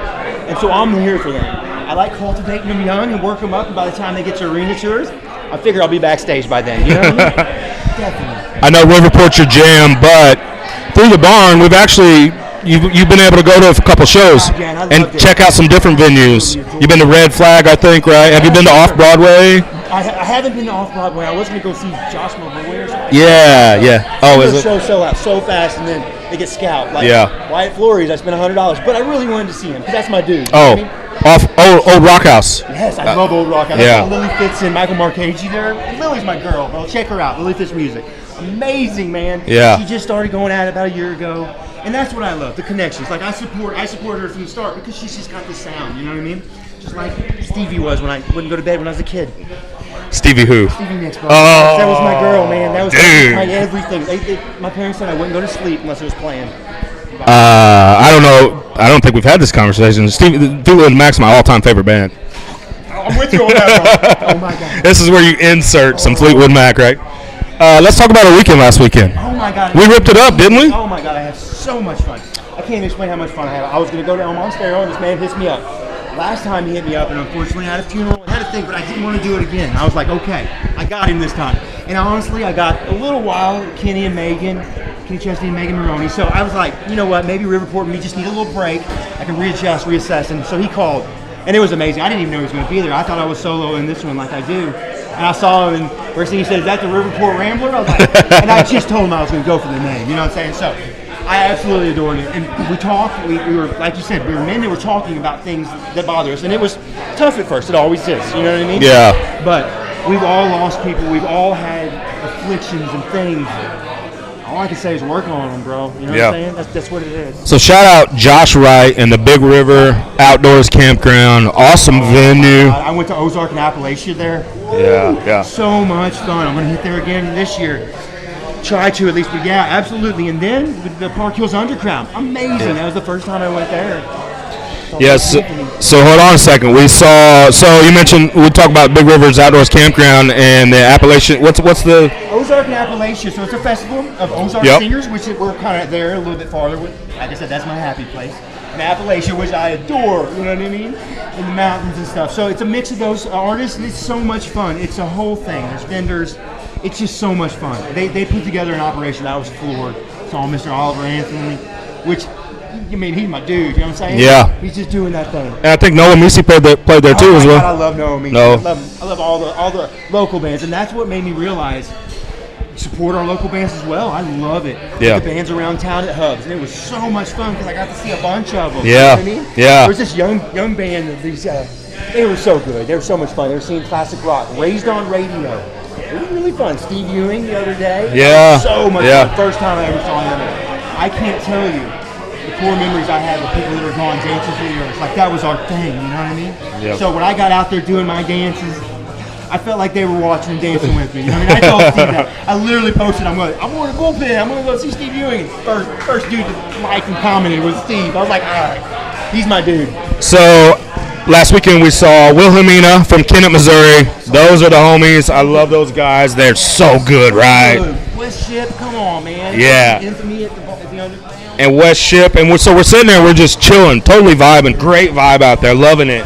And Facing Infamy out of DeSoto, they have come to the barn before, and they were actually on the Pop Punk Pizza Party podcast, but they have a mutual friend that is Scott KB. yeah, Scott KB. Drag out, but I know how it is. Things happen. And I love KB like a brother. I know you do as well. Oh my God, he's my dude. He will always be my dude. And he was one of the people I said dancing in the earth, Kevin Young. And I got so many that were at one time my best friends at certain times in my life that I lost. I don't want to go through the list because it does get depressing. But what I mean is he was part of that. You know what I'm saying? So we're dealing with that together. I'm trying to. Yeah. So Scott's like a brother to both of us. The whole family. And he's the one that kind of reached out to me and said, hey, you know, he follows the barn and supports the barn. He's like, you should have my friend's band, Facing Infamy on. Well, I get those messages quite a bit, and a lot of times it's not great, right? It's like, hey, you should have my cousin's band on, and I listen to it. I listen to it. It's like a recording in their garage or something. You got to go through the work though. You got to listen to Sure, it, right? It could be that banger. But we sometimes opt out of those, right?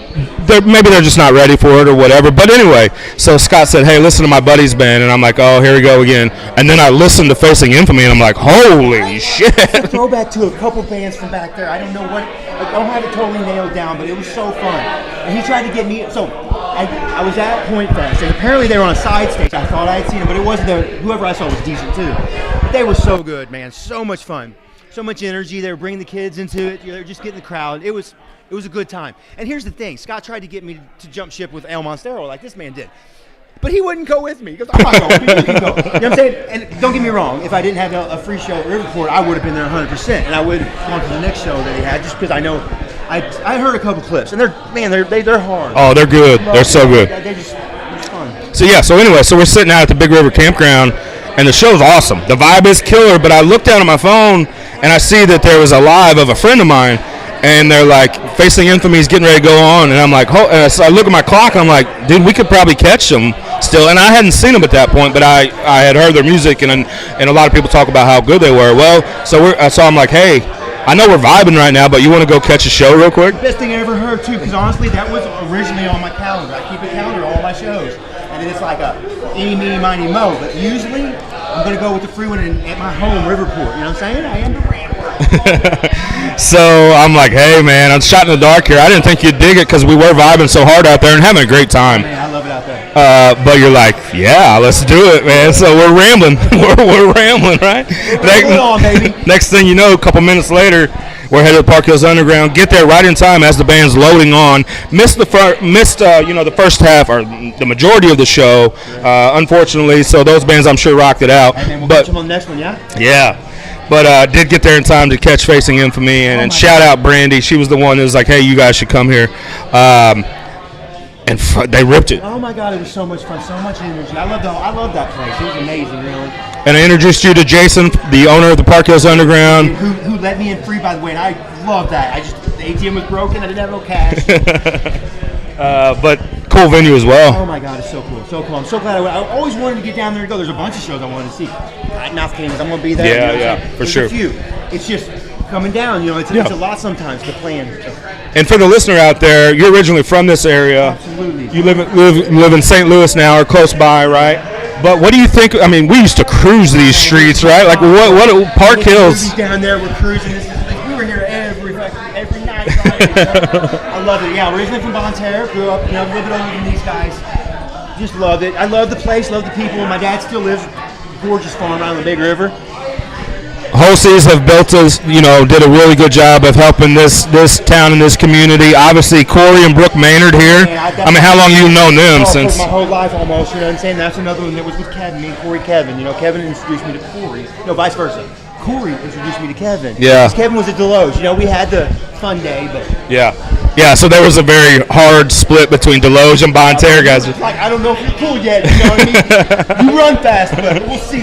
Yeah, my joke, me and Bobby Tiffenauer's joke is always, Deloge guys, we were into kickball, we were into sports and girls. Oh yeah, that's not bad. Then we met Bonne Terre guys, and they were into drugs and fighting. Oh man, you're right, you hit that fucking nose, bro.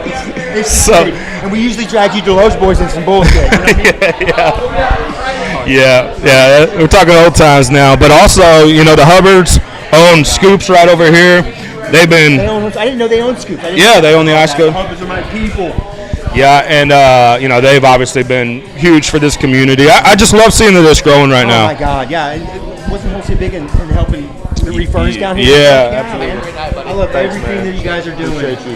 That podcast, Small Town Forgotten, hard as hell. Me and Chaz listened to it, my brother-in-law. Listened to it on the way down to the Smokies two Christmases ago.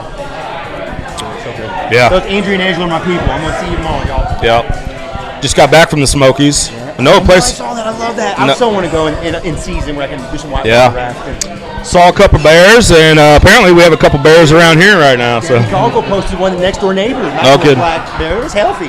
No kidding. I wanted to pet it. I really, really want to pet one. I think I could get away with it. I vibe good with it, with animals. What's the rest of the summer look like for the Riverport Rambler? So it's all shows, all shows and people. Kayaking too. I'm sorry, I have 3 passions this summer. They're all in summer. Kayaking, Cardinal games, and concerts. Right? Concerts right now is my thing though, because I can do it for such little money. You know what I'm saying? I can just jump up and go to a show. Yeah. I love it. This guy gives me 2. I love it. And that's gonna happen more often. I absolutely adore it. And he gave me some little pointers. You want to do it? You want to do it for like a minute? You know what I mean? So the things that I'm learning as I go. It's all a work in progress. Where can people find you? I'm at Devin Gunn. You find me on Facebook. I have a TikTok, Devin Gunn 159, and I'm not 100% on that, but I did share it to Facebook. It's all kind of new to me, I guess. You know what I mean? Not new, but I'm starting to figure stuff out now. I just realized they're playing Fleetwood Mac right now. You know what I mean? How you gonna have a diss song and make that dude sing with you? Vice versa. You know what I mean? That's the greatest. Got him. You know what I mean? That's the greatest record to ever exist. Talking about rumors, Fleetwood Mac. Shout out Stevie Nicks. Oh my God, I love you, Stevie. Lindsey Buckingham, Nick Fleetwood. She's the best. We're having a good time here tonight, man. I'm so happy that you came down. Hey, bro, I had you on lock. You were in the calendar. There's no chance I was gonna. And my cousins came. I love you guys. Aunt Cindy, cousin Kobe. I'll see you guys on Sunday. But I already had it locked with my boys, and I think they'll understand. I still get some quality time, Devin Gunn 159, I think, is TikTok. You can find me. I ought to change it to Riverport Rambler. I'm not there yet. We ought to get that thing going, which is that. But no matter what, you can find me through him. You'll see my posts. You know what I mean? It's I'm at Devin Gunn on Facebook. You know what I mean? There's probably not that many Devin Gunns. There is another one. We are Facebook friends. Oh, that's cool. Where he lives. That's cool. Yeah. So I'm happy to help anything you guys. I have a lifetime of knowledge, and it's things that may not have worked for me, but they may work for somebody else. And I have this crazy ADHD brain that kind of stays there. It takes some cajoling to get it out, but I usually can get it out, and I love helping people. So I love putting you guys in contact with people to help people. Like, I'll give you the tools, but you got to put in the work. You know what I'm saying? Can I ask you one thing before we get out of here? Absolutely. You talk about having an ADHD brain. Sometimes it can be helpful. Oh my God, it's a superpower. You just got to harness it, okay? You know what I mean? There's certain things you can do to lessen it, but it's an evolutionary response. You know what I mean? It's fight, flight, freeze or fawn. Freeze or fawn, you know what I mean? And you got to know what the deal is. But the thing about it is, it puts all the blood flow into action. You're not thinking, you're acting, because the contextual brain kind of shuts down. That is the one problem of it, but you just got to learn that when you're triggered, you got to settle down before you can really start thinking really clearly. But the facts are, it helps me so much in so many things. And once I learned about it, I started figuring out ways that it can help me more, and ways I can deal with things that are stressful, because it's not all good. It's not all good. Tell me if this is your experience. Some people fight against some of the things that they deal with, and then once you sort of, like you're talking about, tapping into a superpower, or it feels like that at times, or using struggles to build strength, right? Even the grieving process, like we talked about, and grief makes me appreciate my friends more now. It makes me appreciate life more, right? And without going through that experience, maybe I don't have that perspective, right? So it's like, and it sounds maybe a little bit cliche, but turning that negative in your life that could be very painful for somebody, and actually affecting your life in a way that's very positive. I don't mind sharing a personal conversation that me and you had last weekend, actually, is career-wise, I've put a lot of time into college. I'm so proud of you. I love that. And I love college, too. I'm a lifetime learner. Yeah. And it's really, it wasn't because I love to learn. I don't hold higher education in high regard, because and I'm not trying to sound like an asshole or egotistical. It's kind of easy. If you put the work in, it's kind of easy. It's easy for some, because if you're passionate about anything, I feel like you can give it your little Yeah. But once I realized that it was sort of a necessary evil to put my life and my family on a different level, I went all in. I used that ADHD brain and say, okay, well, if the game is to go to college and do whatever, and that's not everybody's path. No, absolutely not. That's not a exploring thing too. I respect all trades. The thing about it is, you just got to give it your all. What you do, find something you love about it. It may have a lot of negative, but look at the positive side. Look at what you can love, what you can harness. Like in my job, I'm a certain type of way, but I'm really good at what I do. So I make sure what I do is freaking spectacular, so I don't have to do the busy work. Yeah. You know what I mean? And understanding your value too. Oh my God. You know, I think as I've gotten older, I've been a self-advocate better. I'm just better at it, right? I know my value now. You don't share it and let people see your story and see what can happen. I mean, my life's kind of fucked sometimes, but I absolutely adore every minute of it. I love y'all, I love living. And I wasn't like that at all. I didn't care if I lived or died. Never suicidal.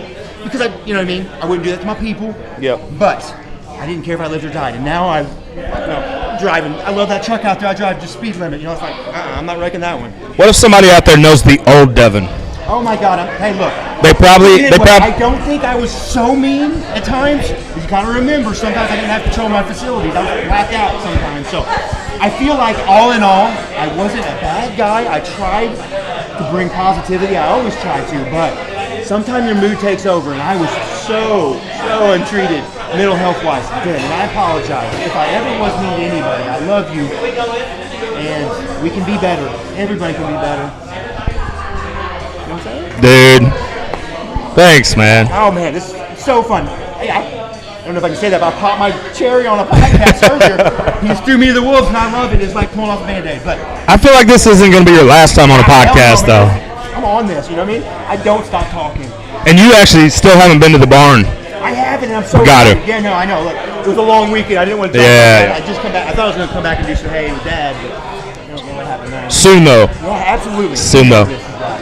We're having a good time. We're at Four Towns Brew. This is the Battle of the Barn. We got the Barn in the house. Vulgar Display of Podcast. Knuckleball Prime Time. Shout out Birds and Swords. Shout out Men of Zen. Micah. Come on, bro. I love the Pogies. We've been camping with them our whole lives. You know what I mean? Little French Village, French Village. Yeah, French Village in the house, right? Jess is my girl, bro. We're in the same class. I love her so much. Yeah, Micah is, probably solely responsible for a lot of our growth. I adore that. He's worked his butt off. He got out. So I think it's healthy sometimes to get out for some. Yeah. And then like Micah, I believe he got a little crazy before he decided it was time to try something new, and I did too. I love it down there, out here. I love the people, but for the longest time it wasn't healthy. Yeah. Right? So unfortunately, I just saw people at funerals, and I was a nervous wreck. But as I forced myself to do these things that scare me, these things that I don't want to do, I get so much growth out of it. It's like you get out of that comfort zone, and that's where you're rocking. You know what I mean? And so now that's where I want to always reside. Yeah. I mean, I'll take steps back, but I'm always moving a couple steps, 2 steps back, 4 steps forward. You know what I'm saying? It's always moving. And I did want to shout out Micah. Micah's a huge part of the barn. So helpful. He puts in so much time, energy, and effort. I'm not sure if you saw. So me and him are actually kind of like, we're a little tired because we spent so much time covering college basketball this season. For you guys, I did. I love that so much. So we're sitting courtside. We're like getting special. We're in the locker room getting all these special treatments, and a lot of that's Mike. He was in a women's. Like I always appreciate women's basketball, but now I'm in it. Like yeah. Those are my people. You know what I mean? Caitlin Clark. She's adorable. Yeah, Caitlin Clark. The Caitlin Clark effect. God, she's amazing. She is the effect, and I'm so happy for it because girls were not appreciated enough, not paid enough, and that's going to change now. You know what I'm saying? All the masochistic mother. So that's really important to me too, because I have 3 daughters. So it's like and it should be important. Yeah, it should be important to me, regardless of that. But it seems a little bit extra because of that, right? Make a better world for them. Do what you can to let them know that they can do that. You may not be able to do everything you put your mind to, like they told us in school, but it is a good principle. Yeah. You don't know what you can do till you try. And I did say, I want to get you out of here. One more thing before we do. Yes, sir. Dale Stotler. I love Dale so freaking much. Dale Doe. We talk about redemption stories. You love a redemption story. God, you gotta love a redemption story, right? I think he's living proof of it. 100% living proof. Me and him saw each other on the yard. Dale. We're just talking you up, sir. Oh, I appreciate it. It's all lies. Hey. Don't believe him. Yeah, we're talking about redemption stories, and this man's living proof of it. I'm not sure how much he does share or will share. I'm happy to share whatever, but it's up to Dale when he wants to share. I'm open to whatever. Yeah. But I love where he's at right now. He might not be a celebrity in his eyes, Not but at all. I work He is at a for me. cement I heard plant. you all I are, live in bro. You're my Bonterre. people. I talk you all up. I'm from Bonterre. Can I share where we shared a little time? Yeah. We were on the Bonterre yard. Bonterre Country Club. You went hard. We were on the I was yard. like, okay. We played some It's basketball. bad. It sucks. I dissociated everything but my Dale time. You know what I'm saying? We saw each other working out. We were in it. Yeah. We said, we're done that life. We're going to make a life.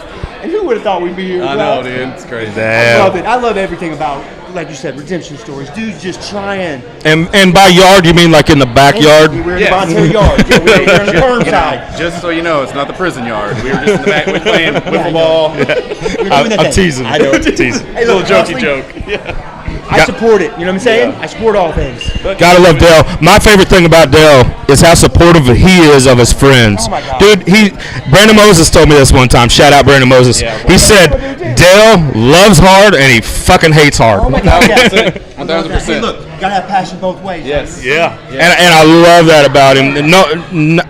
I can't think of another guy that's as supportive of whatever it is, whatever his friends are doing. If I hear somebody say a right bad word about Dale, they're gonna have something to say. Because I'm gonna say, you're lying. You don't know Dale, I appreciate it. Thank y'all. It's easy to like Dale. Oh my God. Thank you. Yeah. Same Love here. the He whole makes it family. easy. Love the whole family. That's why, I get it from my mom. I get it from my mom. Erica, Yeah. I love them all. Yeah. And Erica's look, fan, so yeah. Dale and my sister, they had this. I mean, they're just close. Like she saw them Yeah. before Point Fest. Yes. We saw him Hey, at what about Terrace. that Wage War?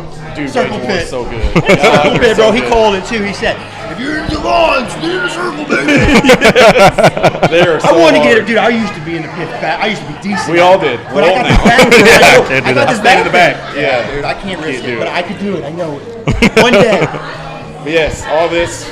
Whoever's listening, Oh my God, this thanks to guy. this guy. Easy. He made this. Easy. I love Chad everything Lynch, about the barn. all you. Well, Vulgar Display Podcast is it has a special place in my heart. It was actually one of the first podcasts that we launched. Yeah. And I've said this 100 times, but I was like, okay, let's do some podcasting. What can we get on the mic about tomorrow and have an opinion on? Yes. And probably be able to talk about. Well, these are the conversations we have anyway. Right. Whether there's a mic and a camera on or We not. should have taped ourselves. You know what I mean? We're funny motherfuckers. And just like you said, just talking music. Oh All right, brother, God, we'll yeah. see you You know later. what I'm saying? We're And good. meeting the bands, I'm so envious. One day I'm going to be there, though. They're going to be Tiger fans. Oh, yeah. Thank you.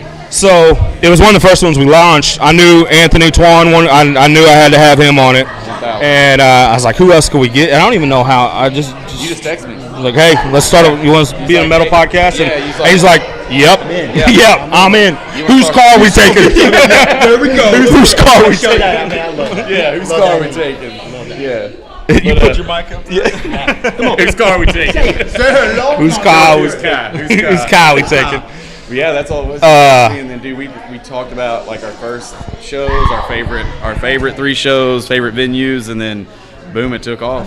2 years later, here we are. And then 2 years later, we get to talk to our heroes. We get to talk to our idols, and we get to consider them friends. We've grown relationships with some of these people. My phone right now, if you were a metalhead, you'd like steal it from me. Just like dude from Danny from Asking Alexandria the other day said, "Hey, come meet me before the show, and we'll have shots of tequila." Like that shit Yeah. we never thought. And so that's kind of what got me. I saw Dale doing the shows, right? When we were out, I was like, I want to do that. I want to be that. You know what I mean? And so it was a process to get there. But oh my God, I love my life. All I credit, love it all. all credit. And you go hard. I do. I But love did you see this dude's May? Metal May. Oh my God! Look, I will cut 7 shows. I'm gonna in hit like one. 14 I know. I days. saw that. That is so hard. I would. Oh, dude. But I Day did 3, I was dead. I did 3 days in a row, and I was so freaking out. I did I'm 4. old, bro. I did 4 in 5 days, and I was fucking hurting. My I neck. like- My neck. I can do the every other day split. I Yeah. love that shit. You know? I got a buddy that a DJ that at work that he switches with me, so I don't have to get in there at 5. I can get in there at 8 o'clock. So you know what I mean? There you go. Take my time. Watch what I film. Maybe make a few posts in the parking lot. But hey, park in B1 if you want easy exit. Park in the front of B1 if you can get early enough. And all you gotta do is get let out by Shout one out. person. Shout out Hollywood Casino. You know what I'm saying? But don't let him get you to B5 or nowhere. No B5. Right. Whatever you do. You can bring your own water bottles in. There's so many tips. I'm thinking about just doing a little tip thing. You know what I mean? Like, Yeah. Here's what you do to spend no money. But Yeah, it was a good May. Vulgar Display Podcast means so much to me. Dude. We put a lot of time and effort into it, but I'd say we reap the benefits though. Dude, I can't believe it. The interviews, to getting to meet them, the shows, like doing the photography and the reviews and shit. It's, oh my God. It's a dream for real. I was just talking to Derek Tulsi. Derek Tulsi, thanks for coming out. And he was just talking about it, like just how it blossomed from us, like I said, our first episode, just bullshitting at the house to when you text me with interviews that we get, I lose my shit. Dude, I do lose too. My mind. I do too. What are some of the highlights? I know Miss May was a big one for you. Yeah. Yeah. Listen to that one, Miss May, yes. Miss May, God, there's so many. Dude, that's the crazy thing is like sometimes people ask, hey, who have you interviewed? And I'm like, there's seriously so many. It's hard for me to. And I don't ever want to sound like douchey, like, hey, we have a podcast. But then we start listening to a resume, and people are like, oh, it's a real podcast. Yeah. Like, it's a thing. Like, I forget some. I mean. And Tina just walked by. We actually talked about it a little bit earlier, but we talked to Travis from Coheed and Cambria. And one of the coolest things about that, not only getting to talk to him and talk to some of these people that, you know, are like idols to us, just as cool as can be, just as giving of his time that he could be, supportive. We were wanting to get off the line. Yeah. He was like, no, I've put time away for you guys. Yeah. Like, that means the world. Like I said, Coheed, oh my gosh, been obsessed with him in junior year of high school. Yeah. You know what I mean? Like, the tattoos, like I fucking, it goes on and on. And like again, when I get those texts from you in our group chat of, we got Travis and Coheed. Like, when and where, dude? When and where? I'm already there. It's amazing. We got a couple unreleased right now. We have 200 Stab Wounds coming up. Yes. Shout out to Stephen, dude. Man, I feel like that was really a game changer for us. So early in the podcast, we drove down to Memphis to see Soulfly. Shout out Growlers. Shout out Soulfly. And got to interview 200 Stab Wounds in person. And Major. it just seemed like a game changer almost, you know. It was so much fun, and they were so cool, and become friends with them since then. And now we have them around a second time to see their growth. Yep. They're on they did release earlier today, finally, that headlining show I saw. Yep. Yep, and then they're on with Nails. And man, I mean, they're just on a run. Dying Fetus, War, like they've been killing it. And then, so that's unreleased right now. We talked to Joel from Inimical Drive, which is sort of a kind of cool thing to do because I used to play in bands that played shows with them and love those guys too. So that was cool.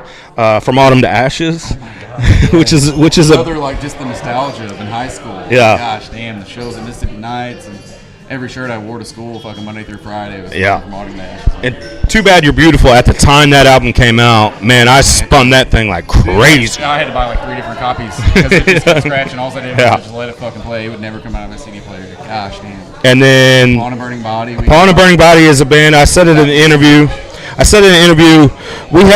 We agree on a lot of bands, right? You can have one if you want. Whoa. And a koozie if you want. And a sticker. Yeah. Shout out Four Towns Brew, Brooke and Corey Maynard, the staff here, the bartenders. Yeah, this is huge. Had so much fun. Anyway, From Autumn to Ashes, and then Burning Body. Upon a Burning Body is a band, so we like a lot of the same bands, but I would say we do have different styles at times, which I think helps the podcast in some ways. All different views. It's not just like one set, we all love this, but I like how you broke it down the other day, like you said, like you're hardcore, I'm more metalcore, and Twan is death. Yeah. And just to have that blend is incredible. Because like a lot of the, 2 of the shows in the Metal May, I was like, yeah, I want to go just because Twan was going, and it was fucking great live music. I'm like, yeah, I'm gonna go. Yeah. Gatecreeper, shout out Gatecreeper, love him. Yeah. Twan loves him way more, but I'm like, dude, that'll be a great show. We saw him with Hatebreed and Dying Wish, loved it. But, oh man, just like you said, the 3 different avenues, hardcore, we all bring our different shit to the table. It's pretty sweet. Occasionally, and this happens more often than not, but this one in particular, Upon a Burning Body, is a band that the 3 of us love. The most major shout out. Those 2 albums, those first 2 albums are just life to me. Oh my gosh, those are ones I still go back to on Spotify on the regular and just press play. It's so good. And I remember early conversations of we have to at least try to get them. Well, when we first went to Wisconsin for the show up there at the brewery, we was talking about it on the way home, like we want to dedicate a whole episode to Upon a Burning Body, Glassjaw, and then we want to interview, obviously, Upon a Burning Body. So we got to speak to Danny last week of Upon a Burning Body, and he was so cool too, man. It's just like, was a fan, dude. Like you said, to hear that from a lot of the artists we do talk to, never are they too big, too famous. They take their time in their day to sit in their fucking house and talk to us. Like, all the respect. Like, I can't thank anyone enough every time we do it and sit down with you, dude. It's a huge part of my life that just makes me happy every day. So those are the unreleased ones, but we do have one that I would say is probably even bigger than all of those. Joe Exotic. Oh, Joe Exotic. Yeah. Shout out Free Joe Exotic. Hashtag Free Joe Exotic. Free Joe Exotic. It's even bigger. Asking Alexandria. Yes. and Danny again. Was real cool, real chill. Now we from his car was like, "What's up?" Y'all? You can hear the blinker. Yeah, you can hear blinker. Yeah, car's honking in. Fuck you. But he was so cool too. So those are what you can expect from upcoming releases from the Vulgar Display It podcast. This thing is rolling. It is. So if you're sick of hearing about us, you might want to turn out. Not sorry. Because that ain't changing. No. And it's been so fun doing it. Dude, thank you. Let's do a little cheers here. This is all you're doing. We appreciate you. Cheers, sir. Vulgar Display podcast. Shout out. Oh, stay metal. Always.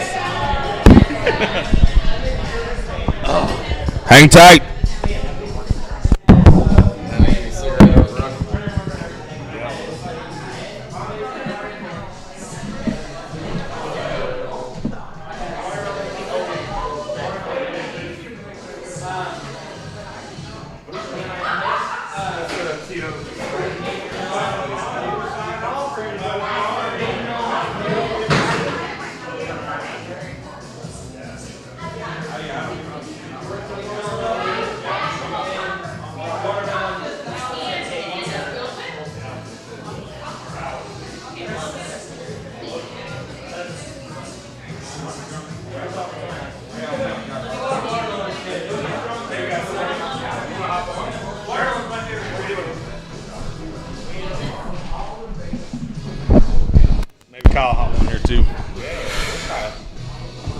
This is Battle of the Barn at Four Towns Brew in Park Hills, Missouri. We are right across the street. I can see it from here, from the Ashler Complex. Joined here with Jason Teasley, the owner of the Ashler Complex. Love to be here. It's the first time meeting you. Yeah, I only met you today. Name again? All jokes aside, this guy's like my brother, but he's actually my cousin and Justin's cousin as well. Yeah, from a different side though. This is my mom's side. This is my dad's side. Me and Chad aren't cousins, but we're all cousins with you. Well, that's weird. And that does confuse people. Okay. Yeah.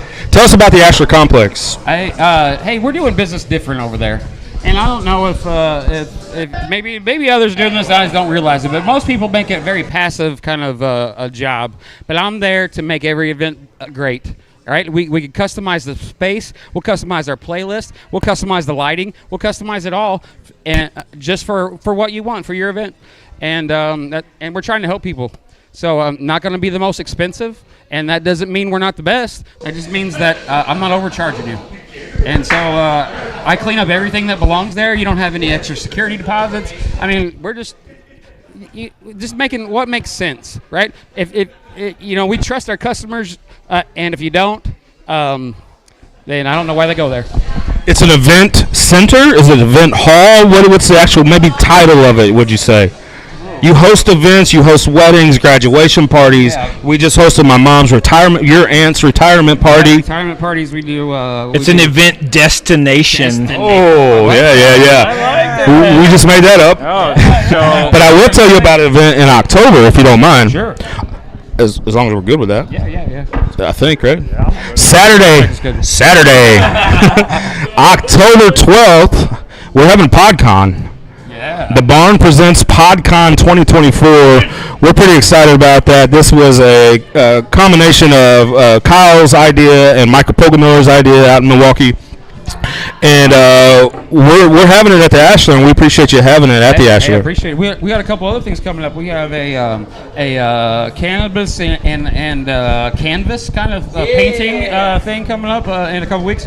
I have an event that I haven't given all the details yet on July 20th. It has leaders in their field of the local area, a few of them, and I'm real excited about it, and details to come. Where can I get all the information? Well, we're really just on Facebook right now. I'm not great with the social media, but Facebook, the Ashler Complex. Are you able to talk about the two different levels that you have and what you can offer? Well, that's one thing that is a little different about our place is that we have two different halls. Most people, even they live here their whole lives, don't know that.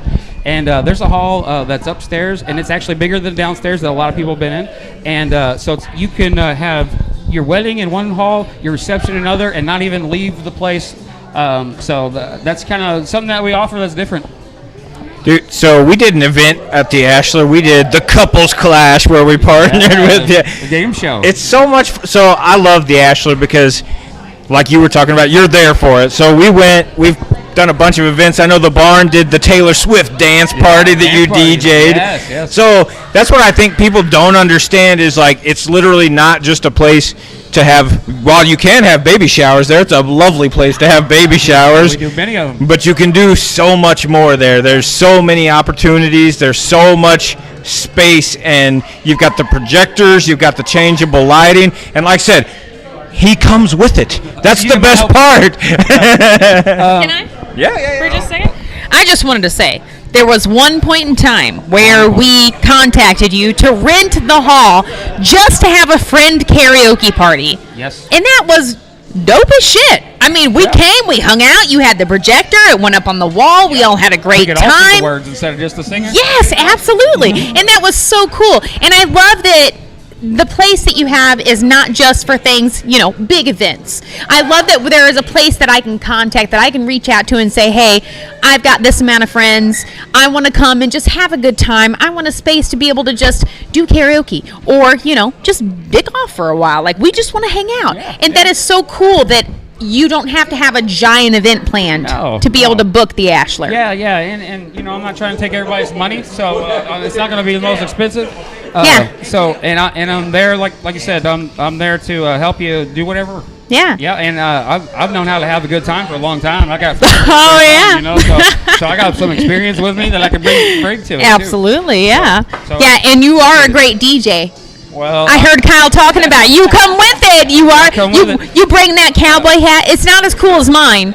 No, it's not. I think mine was cool. Honestly, yours might be a little cooler. It might be a little cooler. Been a whole ass party on it. Absolutely, 100%. You do a great job. Well, I appreciate it, and just trying to help people and have a little fun too. Yeah, for sure. Absolutely. And we had a little prom there, right? Yeah, for my birthday. It's so funny because that was 34, not 35, not like a milestone or anything. Just 34. I was like, you know what? We should have a prom. We should have a prom. We did. Actually, it was Kyle who was like, we should have a prom, and I was like, bet. This is one of those things I have to learn as a DJ. You don't come out hot before they have drinks and stuff, right? You don't do that. and you have to play slow songs. I'm not the greatest at those, but I'm throwing them in more often now.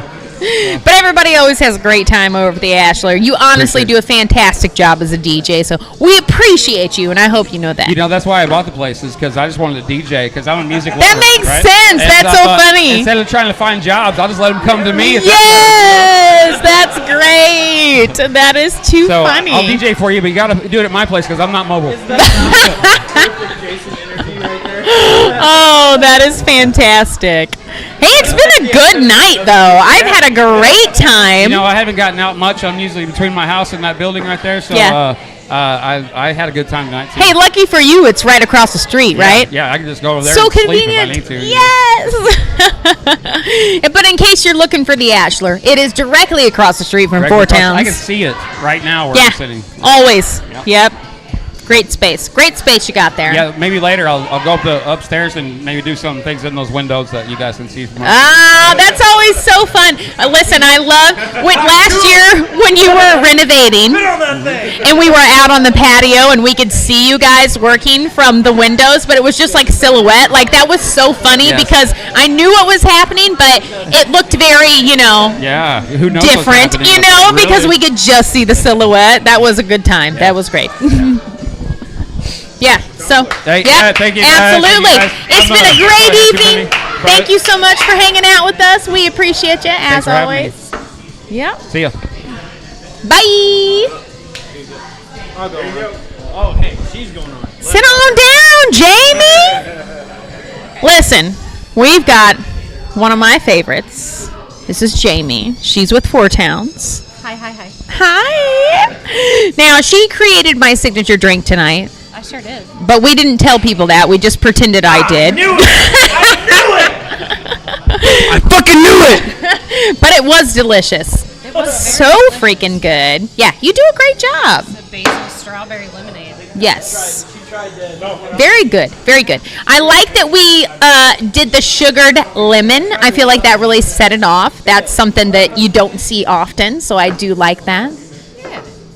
Yeah. Could have even halved the lemon out and maybe lit a sugar cube on fire and made Ooh. it flame. Hey, next time. That's what I'm saying. Yes, absolutely. Make it burn. So how was your night? It was good. It was a good This night. was fun. It wasn't so much fun. So I've never bartended before, obviously. I don't know if you could tell or not. You're natural. Well, thank you. Aw, thank you. I'm a peopler for sure. That is true. But yeah, this was so much fun. Like, being behind the bar was a different experience for me. Usually I'm on the other side ordering a lot of drinks, but it was cool to be able to serve the drinks rather than drink the drinks. New experience. You were good at it too. Thank you so much. Instruction very well. I appreciate that. That was a lot of fun. Yeah, I'll have to come back. I'm just gonna randomly pop in and be like, "Hey, I'm here to do my shift." You're a star bartender tonight. Let me hop on back there. We should do this again. This was We should. Yes, this is so much fun. So what do you guys have coming up here at Fort Towns? Yeah, what's going on here at Four Towns? What's coming up?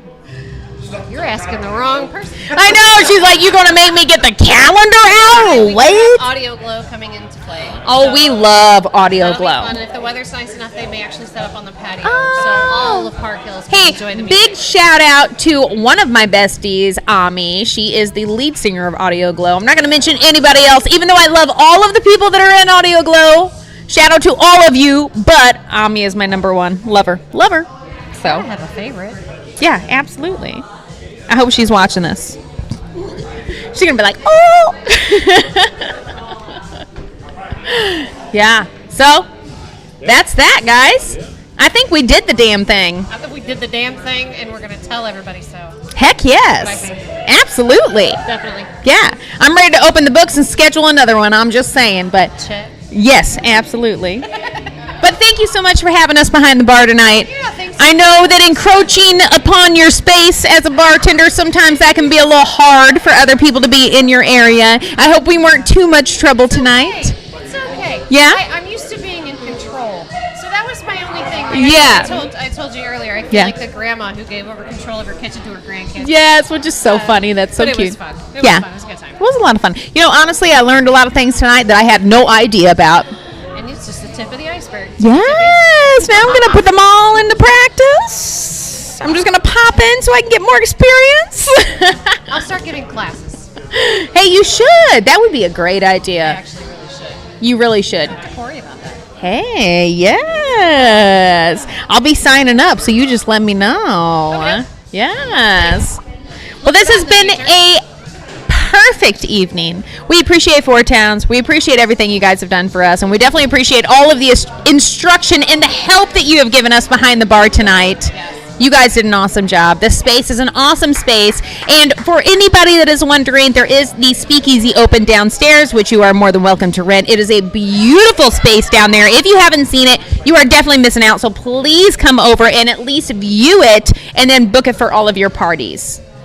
Yeah. Get the space for 4 hours and your own personal bartender. Which is dope as shit. That is so cool. Are you the personal bartender? Switches up. be. Ooh, you can make requests. Right on, right on. All right, I'm going to drink this basil lemonade, and I am out. I'm not out? Okay, cool. I'm still here, guys. We got the Dad boss. hopping on the mic. In the barn with Tippy. Hey. Yes. What a night. I know. Yes, absolutely. You guys. It was a good time. Man, it was a lot of fun. I had so much. Listen, Why the did shot it take so skis long? were so fun. Have a Tina, good we time. love you. Say goodbye to the 4 viewers.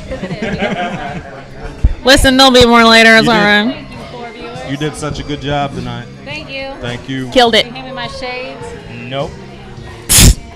Absolutely not. You better figure your shit out on your own. Okay. Love you. Bye. So that's Joe leaving Yes. From the Tippy Joe Show. from the Tippy Joe She's Show. my better half. How long have you guys been doing the Tippy Joe Show? A year and 1 month, actually. I know. So I invited you on the barn. I wanted to highlight. I think maybe you had spoken to DJ. Yes. He wanted to have you on. So I became DJ aware of you. Yes. Through So DJ. He had reached out to me a couple of times, and he was like, hey, I see what you're doing with your business. I see you doing lives all the time. You've got a great voice for podcasting. You should definitely do that. And I was like, who's got time for that? Yeah. And look at us now. I know, right? We were doing small business highlights on what was actually the very first podcast that we launched, called the Wellness Investors.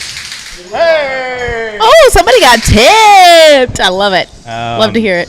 And so we were talking about Copper Fox Contrive, and specifically the Roses for Residents. Yeah. My mom just retired. Yeah. And she worked in nursing homes for decades. Yeah. And so that was, I kind of grew up in nursing homes, as crazy as that sounds, because she worked there so much. As a kid, she would bring me to work, and I would hang out, and so that had a soft spot in my heart. Yeah. And I seen that you were doing that. We wanted to highlight that, so we invited you to the barn. Really kicked it off really well. I mean, just had a connection from the get-go, and knew that you were a personality. And I think I maybe mentioned podcasting to you. Yeah. Then. I think so. Yeah.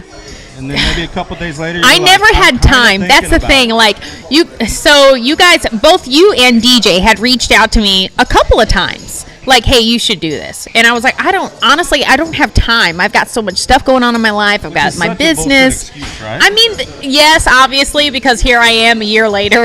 But I didn't think I had time. But, you make time for the things that you want to do. Yeah. And I just so happened to come into some time that was my own, and I didn't know what I was going to do with myself. I had no clue. I didn't want to be somebody who went to the bar every Thursday. Right. That's just not me. It never has been, which is funny because We're at a I bar. do now, but for a different reason, you know what I mean? But We're shit-faced yes, drunk at a bar absolutely. right now. But don't let that fool you, okay? Before the podcast, I just have never been a bar person, So I was like, what am I going to do with my free time? So we have 4 kids, my husband and I, and Thursdays were my day to get away from the house, to do whatever I wanted to do, but I did not know what the heck to do. So when you leave the house and you're your own person and you spend so much time being a mom and being a wife, and now you have this time just being yourself and being an individual, I was like, what do I do?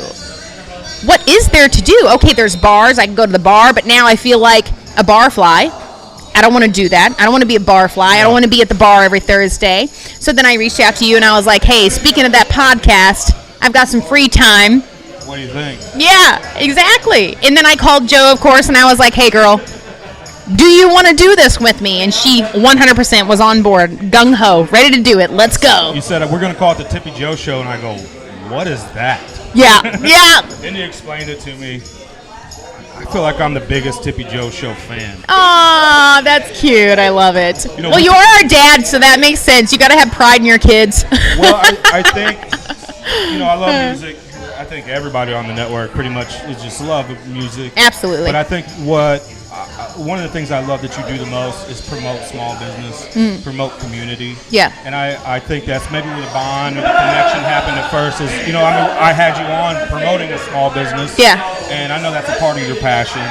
Is seeing your own community grow. It's easy to go shop at the Walmarts. Yeah. And we all do it. Yep, we do. But to support a small business, you might pay a little extra. You might, it might not be as cheap as you can get it on Amazon or Temu or whatever.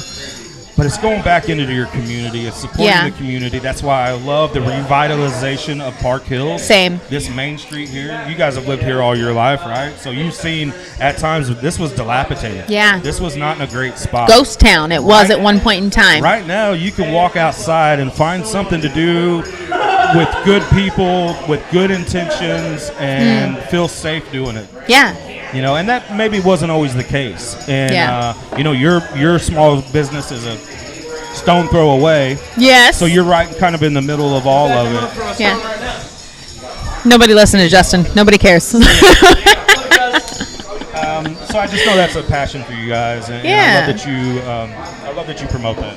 Thank you. Yeah, that definitely is a big passion of mine. Obviously, with being a small business owner, it's always been my passion to make sure that other small business owners in my community are getting all that they can out of us being together. So for me, it's so important to bring community together because we don't make it unless we make it together. And that's something that I think that some people tend to often forget. There are a lot of people that are out for themselves so many times, which is unfortunate because you can go alone. You can try to go alone, but it's going to be a long, hard road. But when you bring your community together, when you bring your small business community together and your community of just people together, like you reap so many more benefits by bringing everybody together. It's just a beautiful thing to see, especially when we do things like Roses for Residents, we do Random Acts of Kindness Day. It is just so lovely to see everybody pull together and do whatever they can to provide for the community. Nobody's gaining anything out of these, These free community events that we do, these things that we do for the community, nobody is benefiting. It is just for everybody. And I love to see so many people come out and support things like that and understand that what we're doing is bringing people to our community, keeping local dollars in our local economy. That is a great thing. Do you feel, so Copper Fox put aside, yeah, the podcast, do you feel the community has supported you? Yes. And no also, but that's my own fault, Being a podcaster and doing these things, there are a lot of things that we have to do our part to be able to make sure that the community understands who we are, what we're doing, what our mission is. And just like anything else, we're humans. We fail at things sometimes. So I know that we aren't perfect. I know that none of us are perfect. And I know that all of us could do a better job at, of course, marketing and pushing and getting the word out there. And that's something that we all work on collectively. And it's nice to see everybody coming together and working on those goals together, but I will always think that I can do a better job, but I do think the community has definitely given us a lot of love and support, and we appreciate that so much. I mean, especially like local, like our community as far as like musicians and artists and anything to do with the arts. I mean, we receive so much love from all of those people, and it's gorgeous. I love seeing that. I love everybody coming up together. We don't make a lot of money doing this. No, we don't make no money doing this. I don't know what you're talking about. We're fucking millionaires. Okay, he's a liar, but dying to get on. Yeah, I know, right? Like, you had your time. Sit down. Maybe an outsider's perspective might think that it's money driven or something, and we do. Oh, it's not. I do pride myself. That would be great, but on no. running it like a business with a business mind, and I think the overall goal was to be, to make money doing this. Yeah. It's just so much fun, and it's a lot of fun to do. So why wouldn't you want to make it, at least part of your income? Right. So we don't make a lot of money, and I'm completely open and honest about that. Yeah. What drives the passion? Because we put a lot of time into this. We do. We put a lot. We do. So as far as I gotta speak on ourselves because I can't speak for everybody else. But as far as the Tippy Joe show, we definitely put so much time and effort. We record weekly. We release weekly. Every single Friday we're releasing an episode. Every single Wednesday we're recording. We also do our side projects where we're going out covering events. Where if somebody has a special thing going on, we're going there. We're doing it. We're covering it. We don't get money from those things, but that's okay because that's not really what it's about. At the end of the day, we enjoy what we're doing. We enjoy bringing people together. We enjoy bringing the community together. We enjoy bringing people out to enjoy things and experience things that they may have not been able to enjoy before for whatever reason. Maybe it's financial concerns, maybe it's time, whatever the reason is. We love to be able to provide things for people to experience new shit in the area. Just super cool. But yeah, I think the driving factor really is just, when it boils down to it, it's always community. You have a strong personality. Yeah. Sometimes that can rub people the wrong way. Sure. Right? And I'm more of I like to be off camera. Yeah, you do. I know. Yeah. Right? That's more my comfort zone. Yeah. Yours is in front of the camera. Absolutely. And there's probably a lot of benefit to that. Yeah. Right? And there's probably a lot of difficulty with that. Sure. Yeah. Tell us about that experience. Yeah. I have always been a very confident person. no matter what stage of life I was in, I have always been a confident person. And when I say what stage of life I was in, I mean, this is a whole different subject, but I guess it is important for people to know about me just so they can kind of understand where I come from and like what I mean when I say in every stage of life. But, you know, when I was younger, I was a little fat girl. I've been a little fat girl my whole life. I had weight loss surgery in 2020, lost a bunch of weight. Now I'm a slim girl. But the fact of the matter is, never in that time did I waver in my confidence, because it's not about what you look like on the outside, it's about who you are on the inside. And on the inside, I know that I have a lot to offer. I've got the personality, you know what I mean? Like it's not that I've got the personality, I think that's the wrong thing to say, because it's weird because when you talk about yourself and when you admit things about yourself, there are some people that are like, oh, you're just full of yourself, which that is not the case at all. There's a fine line, and I get that, between being confident and being self-assured. And I know that I am self-driven, and sometimes that can be hard for other people because I do have confidence, but that's on them, not on me. I don't want to interrupt, but I am interrupting. I have been told that we have to count our money and announce the winner. Nice! That is very exciting. Yeah. Let us continue our conversation. We'll get right back to you. And we're back. Yeah. Here we are again after Justin took over the mic once again. But no, I have always been a very confident person in myself, no matter what stage of life I was in. And I think, you know, sometimes that can rub people the wrong way, but I've experienced being confident in a different body, and I've experienced being confident in this body, and I know that there are some people who treat me differently with the level of confidence that I've always had in both bodies, and that's not okay. And I think that is something that definitely should be shed light onto, because people hold their own preconceived notions about somebody, which, I mean, if you know me now and you didn't know me before, whatever you think about me is on you. You know what I mean? Like, if you haven't known me the whole time and you don't know how I've grown and you don't know how I've changed and you don't know what I've done in my life, then all you know is who I am now, which is, I mean, not to toot my own horn, but toot, motherfucker, I think I'm pretty fucking great, but... We get it. But yeah, that's what I'm saying. One of the driving forces behind the barn is mental health.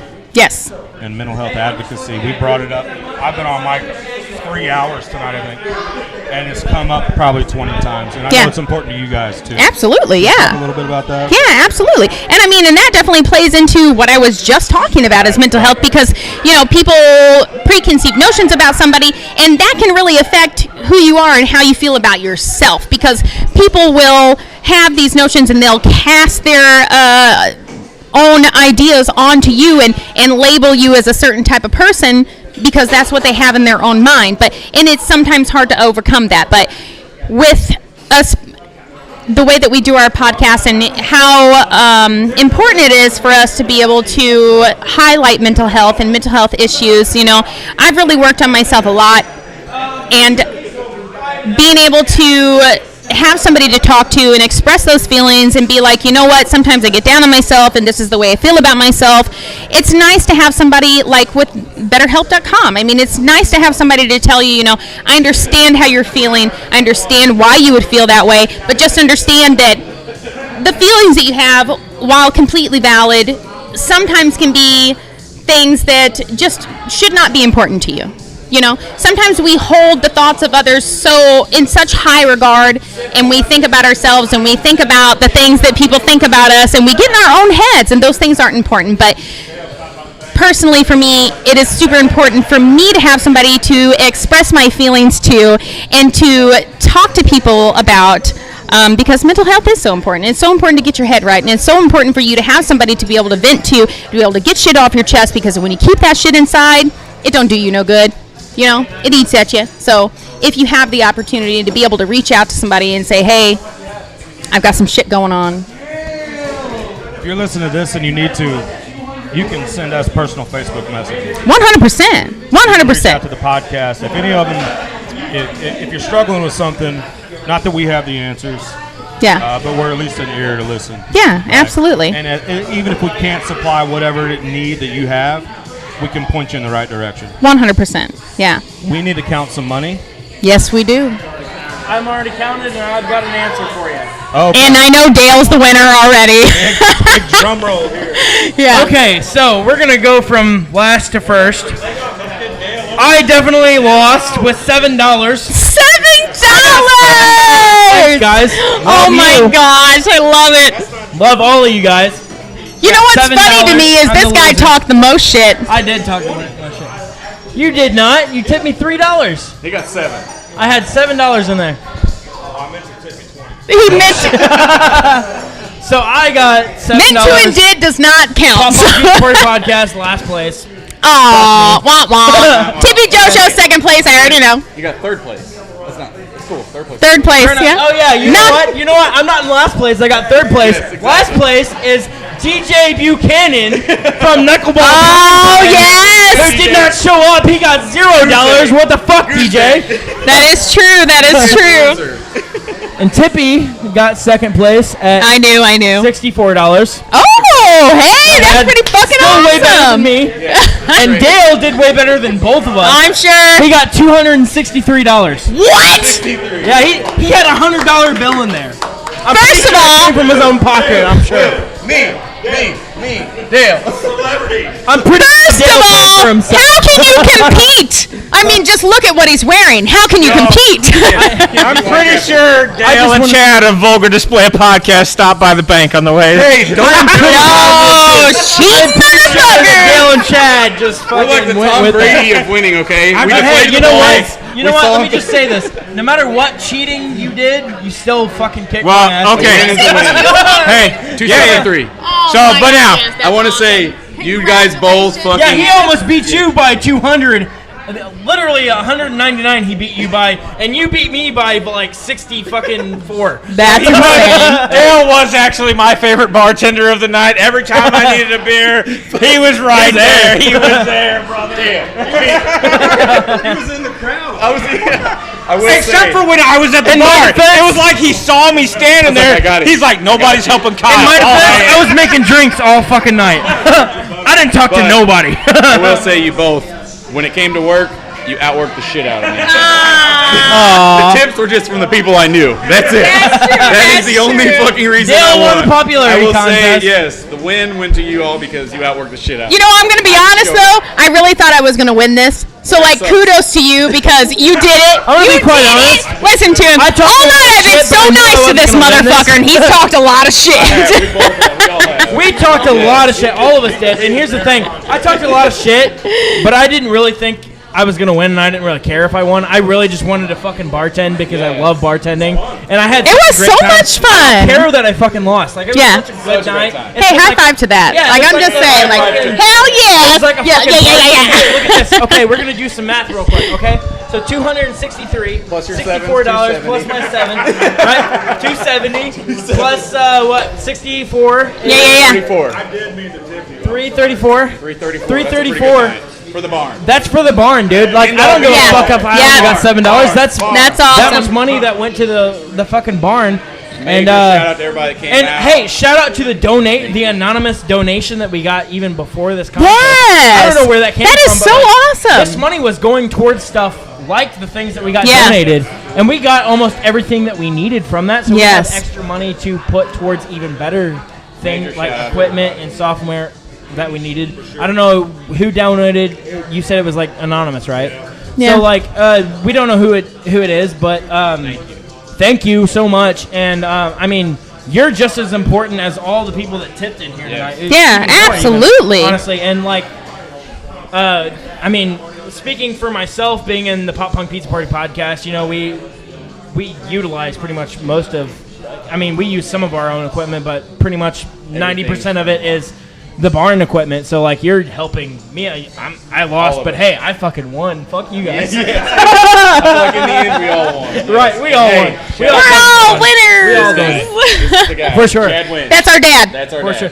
Well, wait. I didn't lose because DJ, fuck quarterback. you, Yeah, DJ didn't was- show up. Love you, buddy. Mox. Mox. Woo! Box! Box! Mox. Mox. Mox. Mox. Mox. Mox. Mox. Mox. Mox. Mox. Mox. Mox. Mox. Mox. Mox. Mox. Mox. Mox. Mox. Mox! Box! Thank you, Chad. Thank you, Four Towns. But yeah, thank you for the guys. donation. Thank you for everybody who Thank you to showed up everyone that and showed, tipped yes.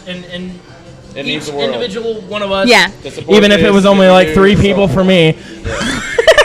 I was one of those people. So. Oh, thank you. I'm just kidding. I really wasn't. Fuck I you. know you did. No, fucking thanks Yep. everybody. Like, Absolutely. At the end of the day, like, we need to do more of these. I hope I lose every time if we get this big of a fucking payout from it. And have this much of a good time. Yes, exactly. Let's do them all the fucking time. You know what? Make me lose every fucking time. I don't care. Like, keep winning. Yes, come to Four Towns. We're here. Do Thank it. y'all. And yeah, thanks. This Thanks, was great. everybody, And for real. thanks to Chad for putting this together, and Corey and whole team. Yeah. Hey, Yeah. just so you guys know, you can follow the Barn Media Group. Okay, we've got all of our podcasts under that network, so it's a great thing to follow. You can find the Tippy Joe Show, Vulgar Display Podcast, Pop Punk Pizza Party Podcast, Knuckleball Prime Time, All the above. Birds and Swords, and so many more. So please do your part. Go follow the Barn Media Group. Oh, the Parkland Podcast. I was naming and I said and so many more, but yes, Parkland Podcast. That is a great one. So freaking episode. They did, I yeah. looked at that, I was They like, did a great hell job. Yeah, good job. Like, what a freaking turnout for not only their podcast but for the Barn. Like, you guys started a whole new podcast with somebody, a whole new cast. And, like, broke the freaking record on the first fucking day. Like, hell yeah. Yeah, Applause to beautiful to see Kudos that. to you Yes, guys. absolutely. Yes, absolutely. Thanks for hanging out, you guys. all We night. definitely appreciate everybody who came out today, everybody who tipped today. You guys are rock stars for sure. For sure. We love you all, and we will see you next time. Yeah. Thank you guys. Good time. Absolutely. Always a great time, guys. We got to do more shit like that. Okay, so hey, Dale, get over here right now. Go talk.